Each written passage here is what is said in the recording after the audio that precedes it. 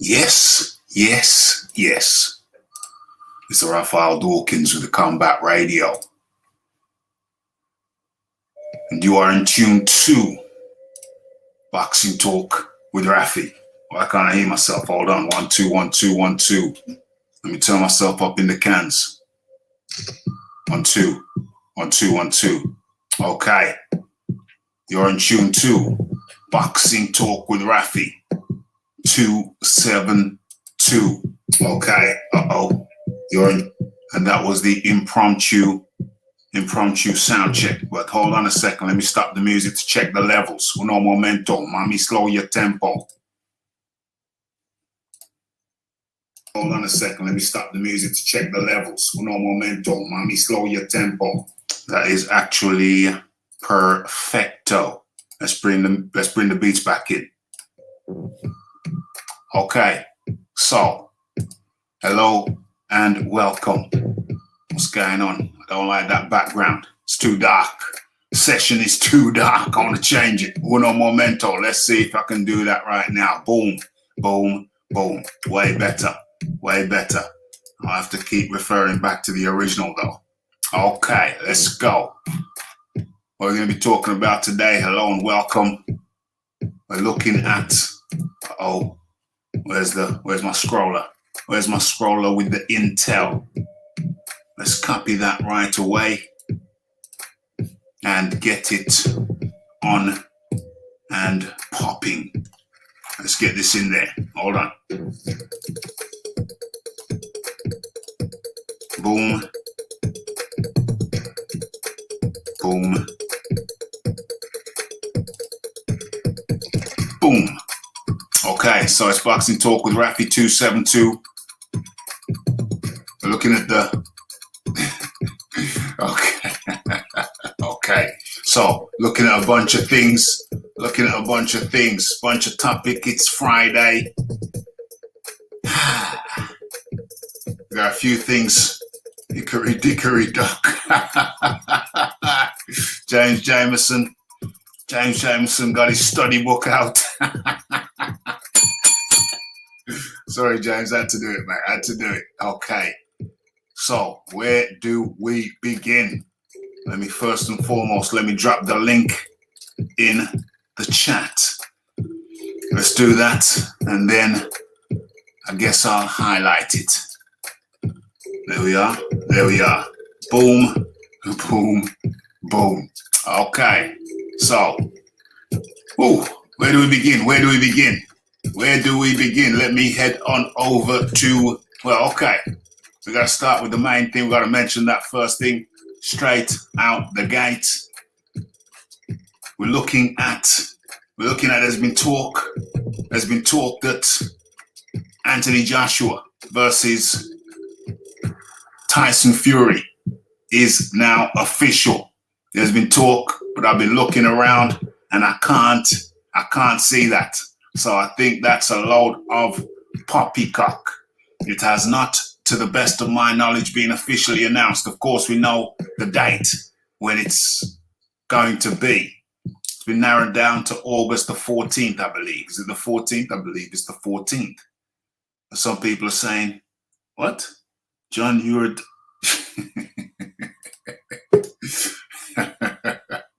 Ridiculous. I've heard of pop. OMG. It's the Leighton Evelyn. What's cracking, Leighton? What's going on, Raph? You all right, bro? I'm good, mate. I'm good. Okay, Leighton's in. I'm going to get back to you in a second, Leighton. We're going to upload some of the topics. What's going on? Couple more laps on the Peloton whilst listening to Ashford and Simpson. Actually, I did do some hill sprints today, about a couple of hours before the show. Wipe me out. No joking. So you're not far wrong, mate. You are not far wrong. Okay. So, Raf, were they proper hill sprints? Because I know when you was like in your 30s, mate, you ain't doing the same hill sprints you're doing now, son. well, I'm talking about hill sprints on the bike. I'm talking about hill sprints on the bike. Oh, that's So, fair enough. That's fair enough. I thought you were straight in proper sprints. no, Yeah. no, the knees, mate, the knees. You know, I got to be careful with the knees. They got to last me for at least another 40 years, hopefully. What we're looking at. 40 Yeah. years? Jesus Christ, Yeah. you opened it. Like Neville's not got high expectations. Oh, trust me. When I train with longevity in mind. I see people doing all kind of crazy shiznicks. But I know that them things that I see some people doing, they're going to pay for it. They're going to pay for it in what, 10, 15 years? Things I do, they're designed for longevity. You know what I'm saying? Because, Raf, once the knees go, that's it. You finish. Game, set, match, brother. Once the knees go, once the back go, once the shoulders go, once the elbows go, once the ankles go, there's a lot of things that can go wrong, mate. There's a lot of things. Ankles though ain't so bad. It's the knees and the back. Knees and back, game, set, and match. Knees and backs, game, set, and match. You got to protect them. You got to protect your king. And the king of the body, other than the heart and lungs, the knees and the back, mate. It's the knees and the back. That's why I've switched over to cycling now rather than jogging. I prefer to cycle. Protect the knees and the back, mate. Okay, so let's get in the menu popping. We're looking at Anthony Joshua versus Tyson Fury. Is it official yet? Some people saying yay. I can't say it's official until it's announced by Eddie Hearn, Top Rank. What's his name? Frank Warren, Queensbury Promotions. So we're looking at that. Yo. Yeah, Raf, don't forget Doc got a paper bet, mate. Doc got a paper bet. I bet him for you, for me and you. I bet him he got to pay up. Once this announcement comes out, he better pay up, mate. The Doc, I was talking to the Doc the other day, and I said, yo, I think we got a bet, haven't we? He says, yeah. He said, if I lose, I'll pay up. So I think we can trust the Doc. We can trust the Doc. The Doc will be in here shortly, I would imagine. Doc must be sweating bullets now. Okay. So we're looking at so we're looking at that. We're looking at the Billy Joe Saunders PR campaign. IFL TV have been deleting videos that even remotely show Billy Joe in a bad light or in an actual light. They don't want the actual light on Billy Joe. They're deleting interviews done by Michelle Joy Phelps. I heard they took down one from what's that guy's name? What's his trainer's name? Tibbs, Mark Tibbs. Took down one from Mark Tibbs. I think the only one left, the only good one left is from, what's his name? That guy, Raheem, Radio Raheem. I think he did a good one. I'm going to have a look for that during the course of this show, see if that one is still up. But the Billy Joe, Save Billy Joe, Save a Billy Ho campaign is in, PR campaign is in full effect. But guess what? As long as they're trying to mix up the narrative, there are going to be people like me on the opposite side of the fence. I'm on the other side of the road. There's people like me on the other side of the road who are going to be exposing their antics. They're not going to get away with the propaganda. And we're going to talk about the Billy Joe Saunders propaganda, IFL deleting videos, and all that shiznicks. And in comes a man like the John D. Lee. John D. Lee, how do you do? I'm all right, Raf. What's it sound like? Sounds decent. Sounds very reasonable. No problem. That's good. That's always good. Always good. Okay, what's going on here? Let's pick on a random comment. I don't think Fury is going to sign. And Wilder is learning combinations too. Uh-oh. Raf, I gotta say, I seen the Wilder videos, right? Yeah. And when he's jabbing, he's hitting the bags. His hands are dropping way below his jawline, so it's just he ain't keeping his discipline, mate. Because you can hit a bag, anyone can hit a bag or pads, but you gotta stay disciplined, keep your pads and keep your protection still up. There's no protection, mate, so he's still hittable. It's just shocking. You know what I mean? Okay, so since you mentioned that, let's go into my video on the topic. Let me kill the volume, and that seems like a good a starting place as any. I have to mention. Hold on. There's so many things. Bloody hell! I need that guy that Joe Rogan's got. What's that guy's name? Jamie. I need a Jamie on the Raphael Dawkins Combat Radio to be clicking the buttons when I'm talking. Right over here, I'm multitasking. Man, needs a tech team. I need a tech guy. I need a tech guy or gal. I need a tech guy or tech gal. So, but you know, it's a one-man operation right about now. So while I'm talking, I'm bringing up the clips in the background. It's multitasking, but it's good. It's good. Because if I can get this shizzle going good on my own, then damn, that's a good thing. So let me bring up the thing that we're going to start with. Where is it? There it is. Boom, boom, boom. But before we go into that, I got to say there's another topic on the menu.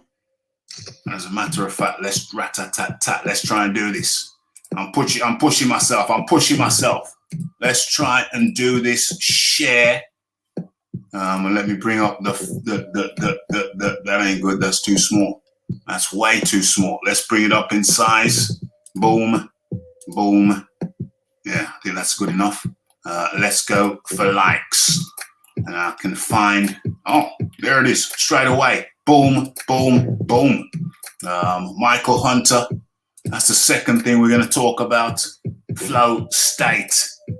As a matter of fact, since I took the time to bring it up, why don't we look at the reason why I brought it up? Flow state says the bounty hunter 2. Well, what's this here? Raphael Dawkins says, replying to Michael Hunter. Is it a state of mind, Michael? Is the flow state a state? You can't even see it, can you? You can barely see the writing. Let me bring it up another notch. Let's have a look. How does that look? Okay, you can just about make it out there one more time with feeling. How does it look? Okay, I think you can make that out. Okay, so replying to Michael Hunter, at Michael Hunter, actually atted him. Is it a state of mind, Michael? Jump in, champ. Would love to hear from you on recent developments. Link will be in the chat. So Michael Hunter, Michael, if you're in the chat right now, hold on, let me check. Is Michael Hunter in the chat? Iron Kong is up in here, that's for sure. Nas Castro is up in here, that's for sure. Of course, we got the Count L. We got I've already mentioned the James Jameson. We got the Wizard Sleeves. If you look like an old baby on the heavy back. We got the Tone. All the already new combos, windmill combos, OMG. Can't teach an old dog new tricks. You didn't watch the video, did you, TKO?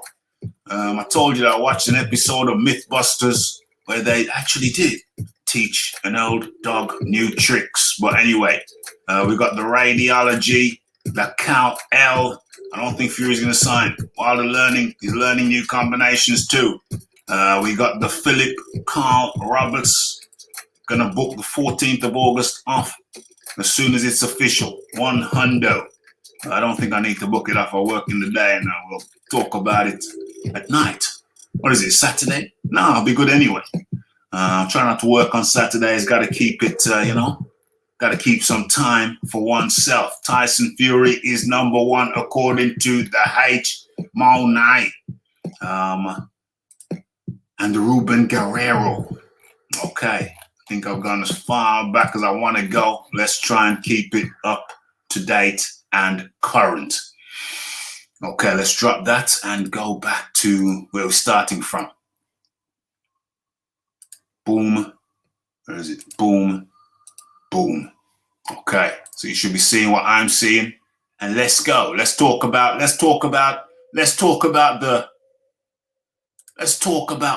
the training footage that we have seen. I'm going to start off with the Leighton Evelyn, then I'm going to go to the John Daly. Okay, Leighton Evelyn, tell me what you're seeing. Tell me what you like. Tell me what you don't like. Listen, Raf, right? I done my boxing. I know the score. But when you train, right, you do your drills. But the one thing is, a good trainer will always tell you, when you're releasing your jab to hit, it comes straight back to protect the chin, right? And watching his chin is open every time. His gloves are too low. He's open. Anyone can just go boom, boom, boom, get it back. But you got to come back to your drills. Protect your chin. Look how low his hands are. He's not protecting his chin at all. And that's why you drill. You drill to protect your chin. Back, straight back, automatic, back, protect your chin. And it's shocking, mate. It's shocking. There's nothing in there, mate. That's just sitting back. Anyone could do that. That's amateur stuff.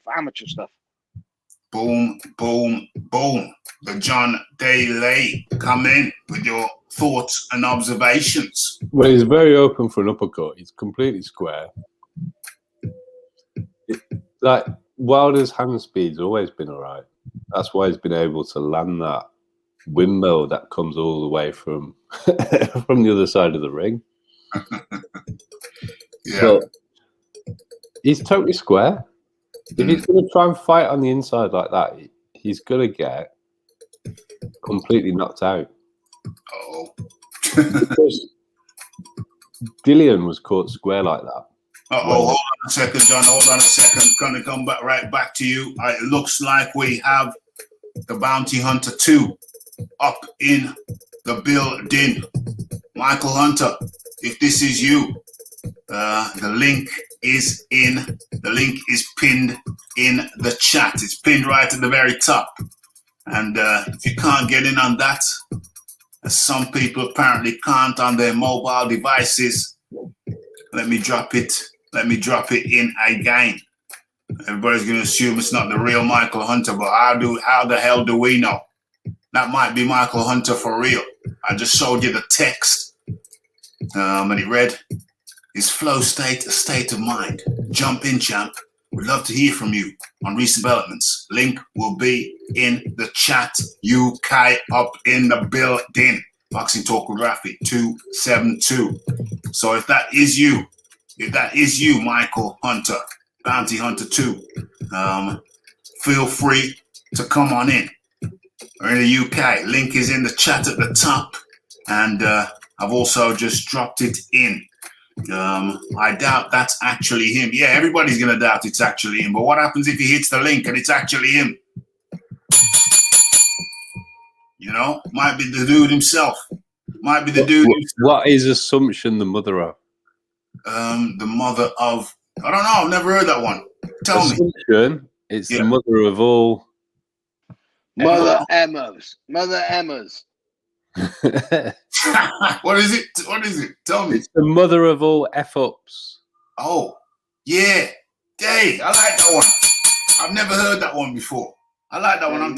You never assume. You never assume, Raf. You never assume. Yeah. Well, I agree with that. Don't assume nothing. Do not assume nothing. What happens if Michael Hunter just hits that link? And next thing you know, we're talking to the Bounty Hunter live on the Raphael Dawkins Combat Radio.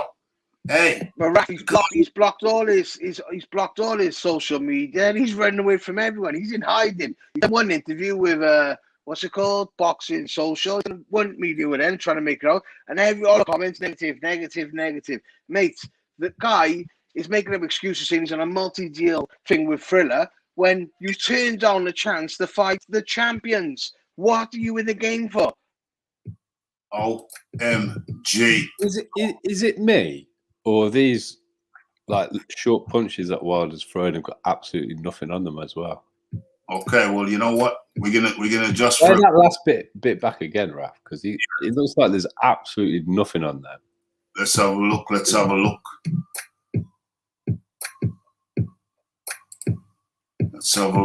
John, it's not you, mate. Trust me, I could get 10-year-olds who could do stuff. 10-year-olds who could do the exact same stuff just that he's giving doing. People the options to put their opinions out. Look, he's just tapping it, isn't it?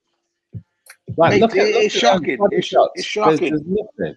it's all well and good, like looking good like that. If there was sparring footage against a credible sparring partner, Yeah. and he was making that person miss getting inside and visibly moving them with these little taps that he's doing, then I might be impressed. But John, you can't be impressed with this because you look at it and you think, imagine someone was punching back at you. If someone was punching back at you, like you said, he's open, he's square, he's standing straight on, his head's there, his chin's in the air. His hands are down by his waist. He's straight up like a preacher's. Anyway. Tunic. Hold on, sorry to interrupt everybody. What does this mean? Rafi, I'm joking. Laugh my ass off. Oh, is this not the real Michael Hunter? Damn you, sir. S might be somebody else. Damn you, sir. Michael Hunter. No, I still stand by the statement. Of course, I stand by the statement. Yeah, there's nothing wrong with giving him the chance to show that. Give a man the chance to prove that he's a real deal. I mean, Rafi, I can't keep seeing these left hooks to the body without commenting. Let's have a look. Go on, lad. Let's comment. Let's have a look. They're doing. This is supposed to be. I keep hearing this is the hardest punching man in the history of heavyweight boxing. Don, I'm sick of it.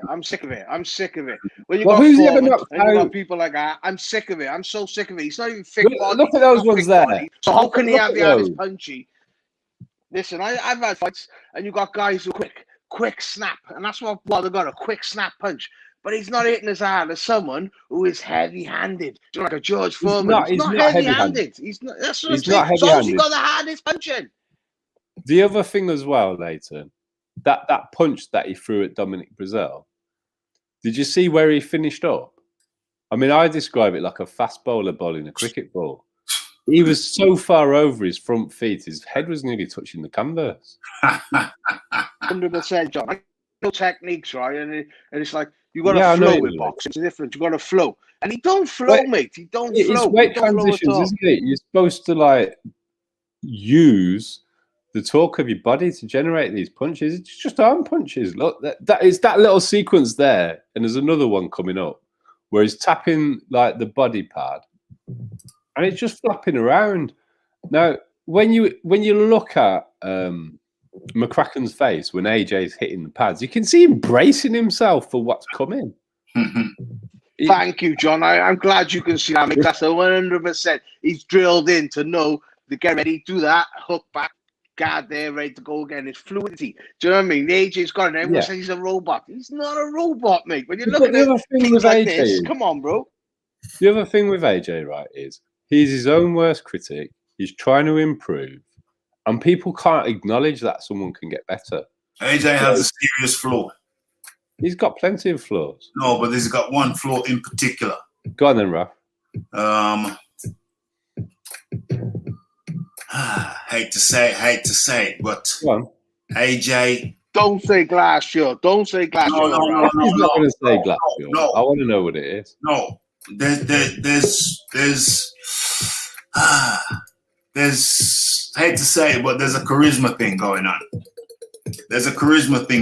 AJ is too earnest. Oh, okay. If that's his story, I can live. Because he's not nasty, Raf. Because he's not nasty and he don't speak like an idiot. Then that's his. He doesn't speak at all. What is he, a robot? Eddie Hearn got to speak for him. No, H-Money. Shout out to the panel. Let me greet the panel. You're not shouting over me, man. You're not shouting over me. Hey, Rafi, I want to say. Okay, Leighton, how you doing, sir? Leighton, how you doing, my brother? But you're not shouting over me. I said, how you doing, my brother, Leighton? We're talking over me. But like, listen, you ain't shouting over me, bro. I just asked you how you was doing, brother. He was talking over him when you said it. He was talking over him when you said it. So listen. Let's set the ground rules. Let's set the ground rules. Everybody, welcome. First of all, welcome H-Money, but please. And then comes EJ Boxing Live. Is it the real EJ though? Of course, man. EJ. What's good? Of course.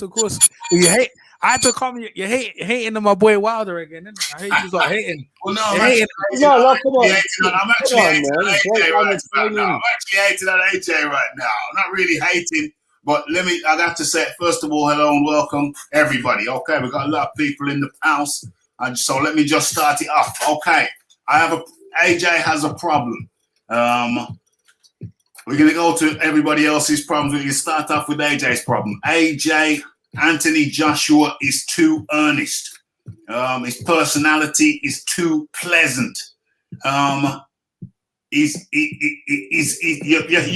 don't want to be a Mr. Nice Guy.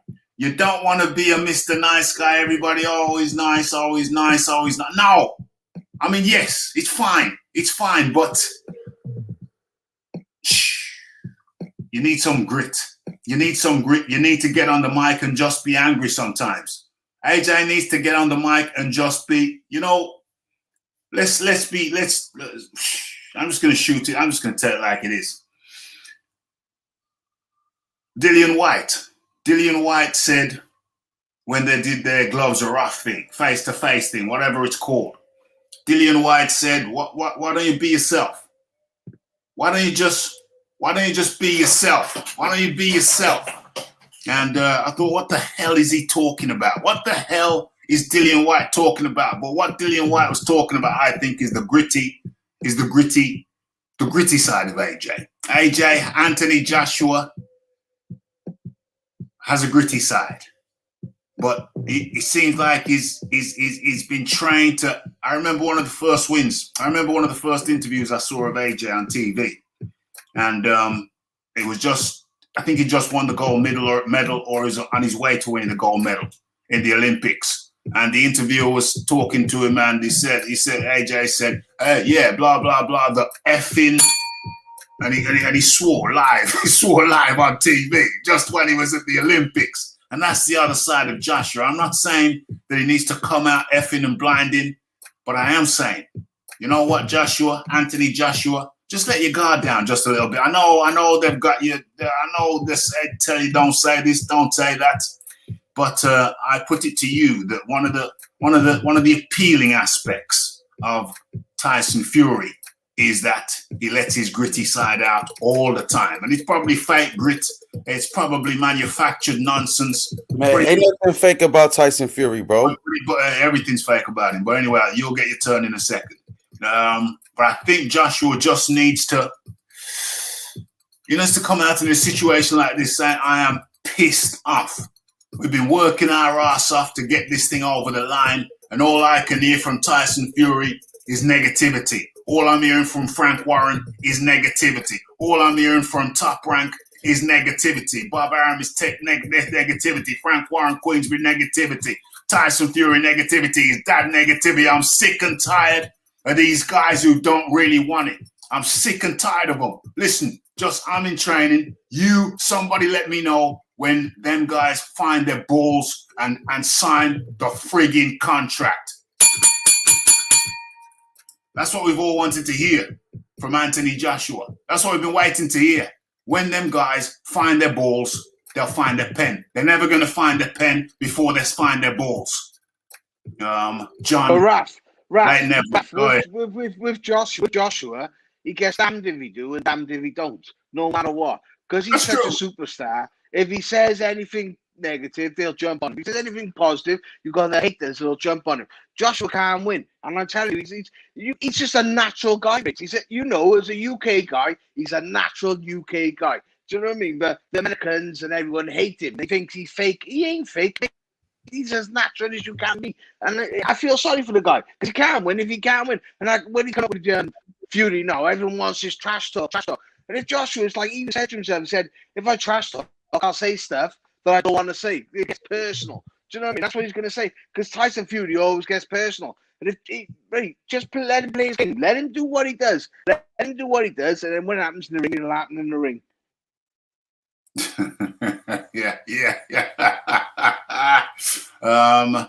Sea Lion. But yeah, he smiled. Yeah, but that's a bad example though, because Miller pushed him and he smiled. But after that, he got down right and he got dirty and gritty. He was even talking. He even said, well, anyway, he said a few things, but that was good though. That was good on Joshua's part. But anyway, we're going to have to start going around the table now. We're going to have to start going around the table. Where are we? Where's my damn timer? so everybody can get a fair shake, a fair crack of the whip. Let me bring it up. Where is it? Where is it? I see you, Dan the man. I'm gonna go around the table. Everybody's gonna, we're gonna do a few rounds. We're gonna do a few rounds of this. Where's my timer? Why is it being reset? Who's been messing around with me timer? Okay, let's go 50 seconds this time around. 50 seconds, so every man's going to get pretty much damn near a minute, and we'll do a few rounds of this, so don't worry yourselves. Well, first of all, he's going to go, hold on. I've got things mixed up now, because not everybody's going to get a chance now. Okay, we're going to go do this, what we're talking about right now, then we're going to go back to the training footage, because EJ hasn't spoken on it, Dan hasn't spoken on it, and H Money hasn't spoken on it. But we're going to stay with what I'm talking about now, and then we're going to go back and look at the training footage. But first things first, let me get the timer up so everybody can have a go on this. Joshua needs to let his gritty side out. That's the question that I'm posing. He's got a gritty side. We know he's got a gritty side, but he don't let it out. What the hell's going on? I never seen his gritty side, Rafi. Where was that? You're going to get a chance. You're going to get a chance, but we're going to go around the table. We're going to do this in synchronized fashion. Synchronized? I don't think it's synchronized, but whatever. Okay, so we're going to start off with, you've already had your go, Leighton. We're going with the John D. Lee. Timer starts when you start, John. I mean, all of that trash talk doesn't really appeal to me anyway. Very few people do it well. I don't like inconsistency, particularly. There's people who do trash talk well that entertain me. I think Dillion's a good trash talker. Tyson Fury's so inconsistent. It's just noise when he talks. So I just don't really care. Mike Tyson was a good trash talker. Ali was obviously a good trash talker. But I don't know if AJ would be any good at it if he tried. So, I mean, if you see it as a flaw, it's fair enough. It's something I don't think he's particularly good at. Advertising, marketing. Okay, John Daly. You got more time, bro. No. You always go over, though. You always go over. It's best to stop short. That's good timing. Okay. No stamina. Okay, next is it's you, H Money. H Mo 9. Hello and welcome.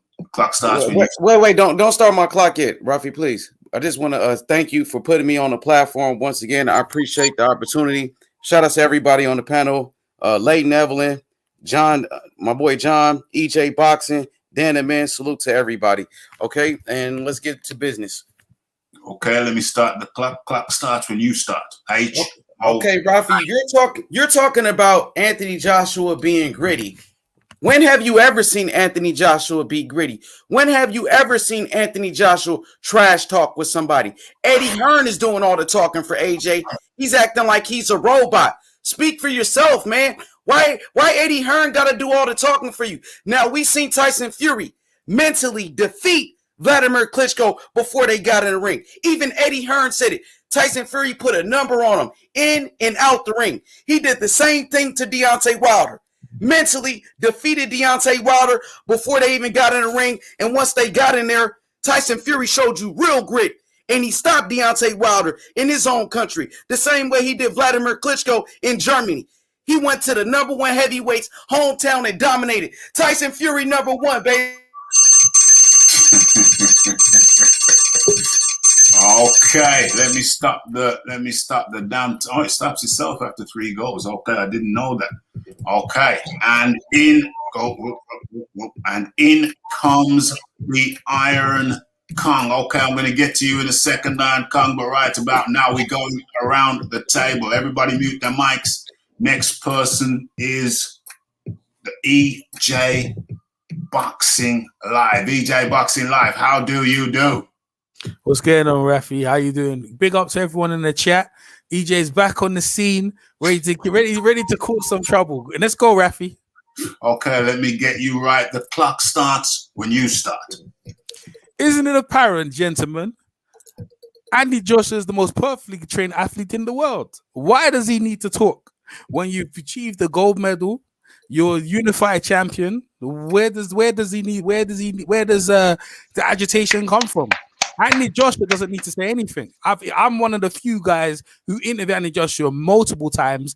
He's the most relaxed guy because he's a winner. And when you're a winner, there's no need to trash talk. When you're the A side, there's no need to bend or bow. You have to bend to my will. And if you're on my clock, and that's where people are going to read, like Lennox Lewis, you know what I mean? Everything all roads leads to me. So there's no need for anything. And Anthony Joshua's playing the game of chess and letting things come to him. So no, he's not going to do anything that you want him to do. He's just going to simply be there and be the champ. He's boring, EJ. He's boring, bro. Hold on. It's more night. Relax. Okay, the clock should set itself. Yeah, stop that. Okay, that's good. I like that. Okay, let's have a look who we got. It is Dan the Man. Dan the Man, how do you do today? I'm good, Rafi. First things first, can you hear me very good? I'm hearing you, but it's not perfectly clear. Is there anything you can adjust? I can hear you.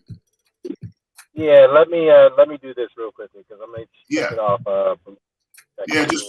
Just play with some switches and whatever. Let's hear you. Let's try. Yeah, how about now? That's how about great. Now? That's right, great. Perfect. Okay. That's the one. All right, cool. Well, first things first, thank you for having me on. Shout out to all you guys on the panel, and shout out to the chat as well. Let me take a more of a compromising position on this one. So I agree with EJ, and most times I don't agree with the guy, but he has a point here too. H Money. Now, on H Money's point, I can see where he's coming from because AJ, yes, he doesn't need to talk. Not allude to EJ's point. He doesn't need to talk because he backs it up in the ring based off his list of accomplishments. I get that, but at the same time, as a fighter, you cannot allow your promoter to do all the talking for you because that people have a different perspective about you. It'd be like, I remember once upon a time that people used to criticize Canelo for staying quiet when people were coming after him while De La Hoya was doing all the trash talking on his behalf. So if you're going to criticize Canelo for staying quiet when people were coming after him while he was with Golden Boy, then it is legitimately fair to criticize Joshua for allowing Hearn to do all the talking. And to be fair to Joshua, okay, my time is up. To be fair, Joshua does speak up, but he needs to speak up a little bit more. That's all I have to say. Okay, I gave Dan a couple more seconds time. I hope nobody gets too jelly. Okay. Rafi, I want to tell you one thing. Breaking news. I got breaking news, Rafi. Deontay Wilder fired JD's. He fired JD's. What? Look on IFL TV. Look. Yeah, that was. Wait, hold up. Yeah, they actually that's rumored right now. JD's hasn't yet to confirm, so we gotta wait for him to come out and address. Where is this news? Where did this news break? Well, IFL put it in there. Yeah, IFL put it in their video title, so they're the only ones that are reporting. No, that's breaking news, bro. That's breaking news. That's breaking fucking news. Gee, hold on a second. We have to, before we go to the Iron Kong, we have to go immediately to that. Who gave the interview? Well, it's no interview at all. It's just that they took a snapshot of his training footage of his backyard ring with Millie Scott. They put it in the title. But the thing is that it hasn't been confirmed by any other source. So we just got to wait and see if JD's comes out and address that, or Deontay Wilder himself, because he hasn't addressed that. So we just got to wait and see. I'm not saying that it's not true, but maybe IFL got access to information that we are not privy to. So who knows? Well, I heard somebody else drop it as well today. OMG. Carry on.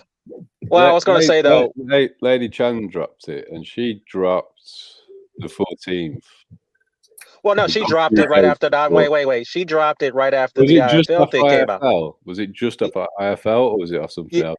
It was based off the IFL because she dropped. Right, she dropped the 14th of August of this fight because she knows Ade, and she knew that Ade was going to go and do the documentary. Yeah, no. He's going to do ESPN Africa. He's going to whatever ESPN are doing, commentary wise, he's going to go out to Africa and do something for ESPN Africa at the event, and that's where she got her source from, because she does know a few people. Right. So I don't know. I mean, it could just be off the IFL. Yeah, it could No, be because as I soon as know they she put out that. doesn't just like YouTube sources. She does have other stuff as well. Yeah, fair enough. We all got our But John, sources, but ain't Diaz is his manager as well. So Diaz, he gets a cut. Diaz gets a cut out of him as well. So I don't think Diaz is just going to turn away because he's manager and his That's a great trainer. point. Do you know what I mean? well, That's a great point. Well, here's the how thing. long is that contract going to last for, though? Is it forever? I mean, it's usually there's a term limit to these things. Yeah, well, managerial contracts, they have their term how limits. do we know? Yeah, How do we know when he renewed? How That's do a we good know point. when he renewed? we don't know anything about it until there's a more official announcement put out there. Yeah, but here's the thing, though. As soon as IFL put out that title, then everybody else picked up on it. So that's that's where it came from. So, the thing about IFL, no disrespect to them, they do great work. But this is not the first time if this is all deceptive, they put out deceptive titles all the time for for clicks and views. They're a mouthpiece for MTK now. I Yeah, don't really trust anything that they say since they've been taken over by MTK. right. So, However, we're going to go to Iron Kong in a second. However, what I will say is that what I will say is that it would make perfect sense. It would make perfect sense. It would make perfect sense that if JD's is out now, a new broom sweeps clean, and Deontay Wilder has said he wants to get all the snakes out of the bushes. Yo, you're deep, bro. You know what's funny, right? I've got JD's friend on my Facebook, right? And I just got his number. I've got the number for his promotion, the Sky Boxing promotion. So after this year, I'm gonna call him. He's on my Facebook, but he didn't answer. But I've actually gone to their promotional company, and I've got the number right here, and I got the email. So I'm gonna call him directly. Whether he answers the phone, that's another thing. But the IFL. Listen, I don't think they'd put fraud thing out. If that's the case, he's going with Malik. Is it a good move? I'm not too sure. A guy that you knocked out previously, I don't know. But JD's on the fire, and to be fair, he made the mistake. Maybe he should have sacked him before. I think maybe Wilder needs to regroup and get a new team together, and people looking out for him. And Malik does know boxing, but I think I need another. I need a teacher instead of a trainer because the techniques they were doing was very amateurish. And it's no power. It's just arm strength. So they bring another teacher in, and then I think they'll be fine. So maybe it's a good move because Fury did that. He changed his team and it was better. So after this, after we come off this, I'm gonna try and call and try and get an exclusive with JD's. Yes. Okay. Before I go any further, let's get into Sir Iron Kong's turns. Iron Kong's turn. Iron Kong, hello and welcome. Yeah, Rafi, peace to everybody. I really didn't come on to talk about no Anthony Joshua being stiff. I really wanted to come talk about irrelevant Michael Hunter, but starting the time. Hold on. Let's start the clock. We're gonna get to that. That's on the topic sheet. Hit that like button, hit that subscribe button, hit that share button. Who's dropped off?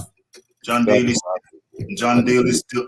Dan the man's dropped off. And the man's dropped off. Okay, I think that let me just drop the link back in the chat and let's get the timer up. Where is it? Boom. Okay, the clock starts when you start. Iron Kong. Yeah, it's obvious most of these men never hear about real G's moving silence. You check. Well, Anthony Joshua got trash talk with anybody for. This man dominating the game. What are we talking about? Tyson Fury walking around forcing everything about himself. Putting on all these pretty lingerie shorts he got on, his ugly shades, this gaudy chain he have on. All that is forced, fake nonsense. He got to do all this trash talking, and where did that get him? Nowhere. He still ain't more popular. He still don't sell out no arenas. He still can't get a payday in the UK. Ain't selling out nowhere in America without Anthony Joshua or Deontay Wilder. The dude's still a bum. Anthony Joshua comes here, Olympic medalist, as EJ says, unified champion twice, and all that while maintaining his cool. It's called code switching. When you want to press me, I press upon you. Otherwise than that, I remain silent. Real G is moving silence, Dre. Boom. Okay, so let's go around. So okay, round. I want a one-round answer. I want a one-word answer. I'm going to go around the table, and I want a one-word answer. Leighton Evelyn, Does Anthony Joshua need to switch up? Does he need to jazz up his delivery? Has he got to get more gritty for the press? Does he need to throw some misdirection in the press? What does he need to do? Something different, personality-wise? Okay, one word answer, no. But I'll say, why has he got 3 belts? There, job done. I didn't hear the last bit. What did you say? So why has he got 3 belts? Why has he got 3 belts, Raf? He got 3 belts, 3 of the major belts. He needs to do something, does he? Come on, Raf. Okay, that's a no. I just gotta ask the questions. I gotta ask the questions. Next up is John Daly. In a couple of sentences then. Does Anthony Joshua need to switch it up to optimize? No. Does he need to level up personality-wise, delivery when he talks to the press? No. my kids like him. My mother-in-law likes him. All my sister-in-laws like him. He's fine as it is. Fine. He's printing money, Raf. If it ain't broke, don't fix it. And I'm the wrong person anyway. My favourite fighters, none of them are really big talkers at all. Yeah, I'm not into that. Joe Louis was the wet blanket when it came to personality. Am I right? If that's your opinion, Raf. It's like the a-hole, isn't it, Raf? Like, but you see, Mohammed rubs me up the wrong way. Disrespecting my That's boy enough Sonny. from you, John. That's enough from you. Disrespecting my boy Sonny. So I don't. Okay, all right. And Joe. All right, John. And the disrespect to Joe. Yeah, that's why he was the greatest. I tell you what, I can't do these. If you want to stand by the things you said to Joe Fraser, Joe Louis had the personality of a wet blanket. No disrespect. That's fine. But if you want to stand by what he said to Joe Fraser, that's your business. Ali, that's not true about Joe Fraser. About Joe Louis, that's not true. We gotta remember, like, he came off of Jack Johnson. EJ, I'm gonna come to you. I'm gonna come to you. There's a bit of history behind that, EJ. Don't take. No, I know. I don't think Rafi understands. Let him correct you, Rafi. No. It's H money next. It's H money next. Let me just say this to EJ so he gets it. There's a bit of history between me and Raf on that subject. It's H money next. H money next. Come on, H money. They're talking over you, mate. Don't stand for it. Yeah, I just like to be respectful. Rafi, listen, I had talked to somebody and I asked them about the word dosser, and they said it's not a bad word. So I don't know why people were being sensitive when I was using it. Dosser is an old good Yeah, it's not a bad word though, Rafi. It's not an old good way to say, so it's very. It means you're a bum, man. It means you're a bum, man. Yeah. So you call fighters bums, so why can't call people dossers on the panel? So it's money. It means It means you're homeless. It means you're homeless. You live nowhere. You're bum. But it's not a cuss word, right? It's not like saying the F word or. It's not a curse word. It's just a okay. word. That's what I was checking. You're homeless. One at a time. Rafi, what's the question now? Does Anthony Joshua need to switch up his personality for the press a little bit sometime? Absolutely, yes. Because he's boring. Like, I don't want to hear what Eddie Hearn got to say. Eddie Hearn ain't the one knocking people out. I want to hear what Anthony Joshua has to say. Now, we seen in the sport of boxing, right? The biggest stars were flamboyant. They were outspoken. Muhammad Ali, Floyd Mayweather, Roy Jones Jr., Bernard Hopkins, Sugar Ray Leonard. Let me finish, Rafi. Come on, man. Let me finish. Let me finish. Iron Kong, very respectful. You said that real G's move in silence. Now that's in the streets. This is boxing. You got to bring excitement. You know what I mean? That's all that I got to say. Dang. It's very rare that I agree with the H money, but hey, I'm kind of, anyway, it's the EJ boxing. Make some sense of this thing, EJ boxing. But listen, let me tell you something. Anthony Joshua's the most exciting guy in the ring. Like, all of these, it's like 90% knockouts in the ring. I mean, what more do you want? Are you not entertained? What is this? Is what you're here? I mean, boy, listen, bro. There's no need for anything else. That's it, bro. The man don't need to talk. Let's talk more action. That's it, bro. That's what I'm on with. And you know why? Listen, me tell you something. This because he's like that. He's hit more homes than ever before. Because boxers, that's what boxers were known for. Henry. You know what I mean? Come on. Now. That's true as well. That's true as well. Okay, so I'm not. Oh, damn. So what? Who's dropped off? H Money.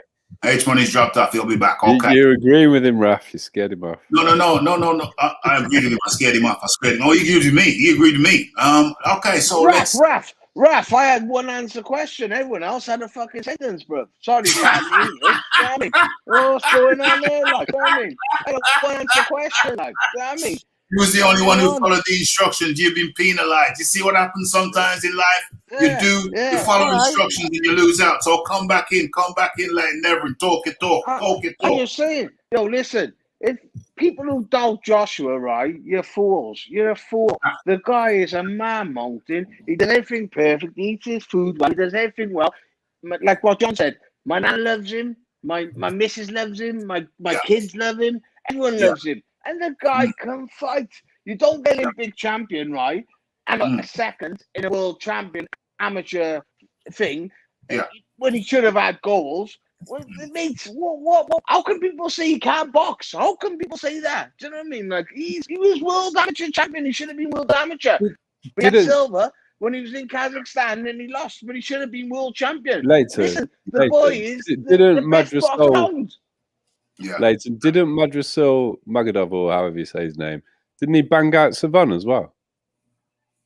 I'm sure he banged out Savon and Camarelli on the way to the final, and that was a fantastic world final. But John, they're forgetting that. Everyone forgets about that. Where's Fury? No, Everyone says Fury's won everything. Fury's winning. Well, wait, excuse me. Okay, we're moving along because we ain't got long. We're already 52 minutes deep. I think Iron Kong has only had one go around. Iron Kong, is there anything you want to say on this particular topic before we move back onto the Just to say, H Money said the most popular fighters back then were outspoken. But look at the most popular fighter now is not outspoken. As outspoken as Tyson Fury is, that dude ain't selling out nowhere, bro. That dude fighting in front of half-empty audiences against Otto Wallin and Tom Shores. What are we talking about? All that talking ain't get you nowhere and got your friend's father beat up in front of you. You in your lingerie, as big, tough talking as you are. When it was time for you to show how tough you really are, you ain't even you. As you said, Rafi, he tried to extend the healing hand. Let me put my healing hand on you and stop all this violence. Can't we all get along? See, all that talking, all that big talk and tough talk, when you're pushed and you're pressed up on, you ain't gonna do nothing. That don't mean nothing to me. Illusions and mirages don't mean nothing to me. It's what you do in the ring. And that dude don't sell out nowhere, bro. All that talking he doing. No, Joshua ain't gotta change nothing. He walking fine for him. Right. Okay. See me in the ring. Okay. So we've gone through that. My view is, what am I saying? I'm saying that my favorite, what the hell's happening to the screen? I'm saying that my favorite boxers over the years, they've had some edge to them. We're looking at, let's take a quick look before we get into this thing because the show's moving on. Let's take a quick look. What is that on my screen? Let's take a quick look. For me, let's have a look at some of my favorite boxers. Muhammad Ali, of course. Muhammad Ali. What is that there? Okay, Muhammad Ali. Who was more outspoken than Muhammad Ali? Love that chisel. Raf. Let me jump on. Raf. Let me jump on. Put a super chat in and I'll come back in, yeah? Okay, good man. I appreciate that. Okay, folks, hit that like button, hit that subscribe button, hit that share button. And if you want to be a sponsor of this particular show, I see PNC King has come in. I'll get to you in a second, PNC King. If you want to be a sponsor of the show, hit that what do you call it? Hit that super chat button. Hit that super chat button. It don't have to be much, even a pound. Okay, but my views, my favorite fighters, Muhammad Ali, outspoken. Nobody more outspoken than Muhammad Ali. Go further back than him. Jack Johnson. He didn't give a rat's ass. He didn't give up. Jack Johnson, and then we came to Marvin Hagler. Marvin Hagler, he just told you, like, there was no varnish there, man. He said, listen, I'm training for war. I'm coming to knock this guy. And it wasn't just talk. He was serious. He was real. Okay, so that was cool. He didn't that much of a media guy. Fair enough. Anyway, what I'm saying is that. Oh, hold on a minute, Rafi. No, hold on. You're skipping over Lennox. You're skipping over Lennox. Lennox. Oh yeah, good thing. Lennox Lewis. Nah, Lennox wasn't a great talker. He wasn't. That was my point. He wasn't. He wasn't. I want to chase the James Tony was the best in the 90s. James Tony was the best, bro. He told Nigel Benn and Eubank about their moms, mate. That was the one live on I ITV. like James Tony though that much. He's a bit coarse. He was a bit too coarse. You can overdo it. He was a bit too coarse. I don't know, man. I don't know. Anyway, my point is Lennox wasn't a good talker at all. He got pulled up about it all the time, but you like him, Rafi. He wasn't a great talker. He wasn't. He was a terrible talker. But he had his moments. If you watch that documentary, he said, if in a room full of big men, you bless all in, close the door, lock the door, and I will be the last man standing. And then the interviewer said, well, why didn't you say that before? So yeah, Lennox wasn't a great talker. They're not all great talkers, but Lennox is one of my favorite fighters, a heavyweight of all time, and to me, one of the best heavyweights ever. Okay, much appreciation goes out to Leighton Evelyn. He is the sponsor of this particular episode. Much appreciation. Every pound counts. You know, we got high-speed broadband. We got this high speed, that. So it aids the quality of the show. We got high-quality equipment, and that don't come for free. So those donations go to the right place. They don't go to Rafi. They go to the show. Okay, so let's move on. Let's go with the PNC King.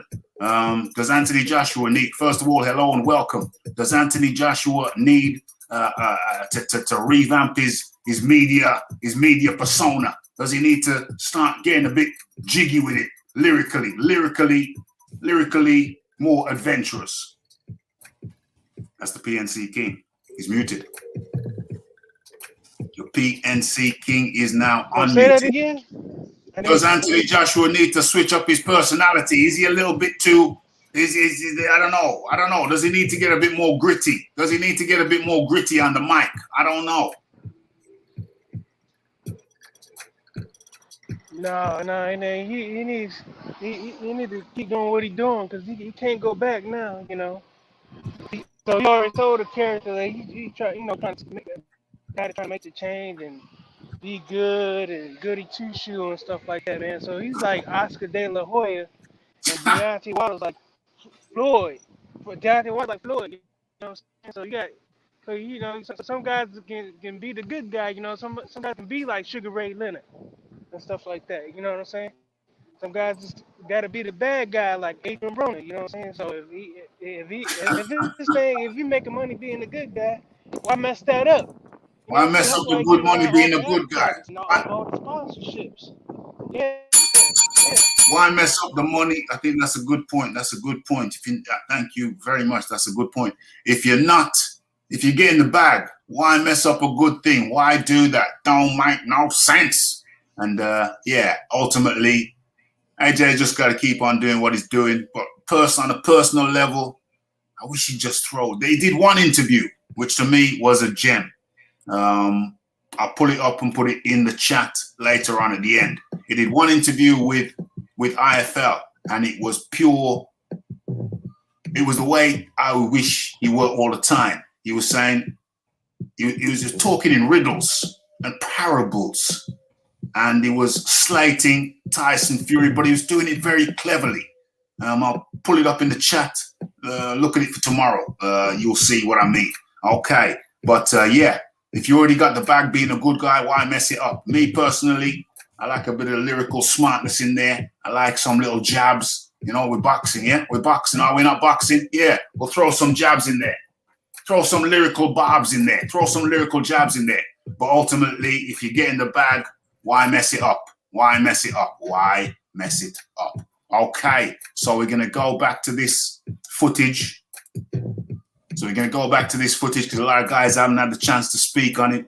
Who hasn't spoke on it? I don't know. I think AJ. EJ was going to break it down. EJ's to next, then the Iron Mine Kong. hasn't spoke, yeah.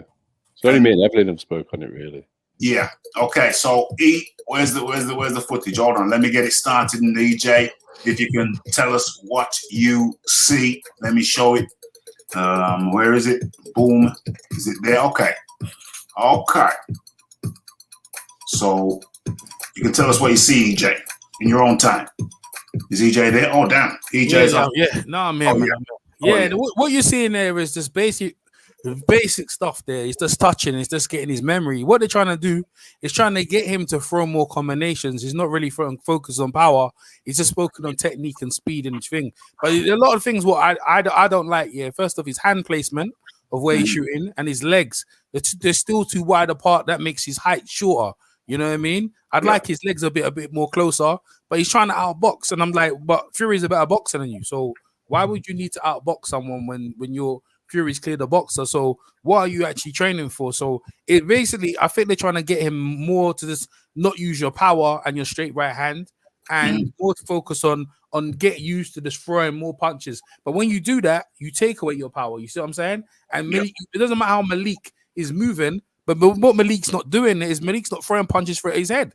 You know what I mean? As you see Wilder's throwing his punches, but Malik is not really trying to go at him. Anytime when you're in this position, usually when you got the body bag, you walk the opponent down. I do that.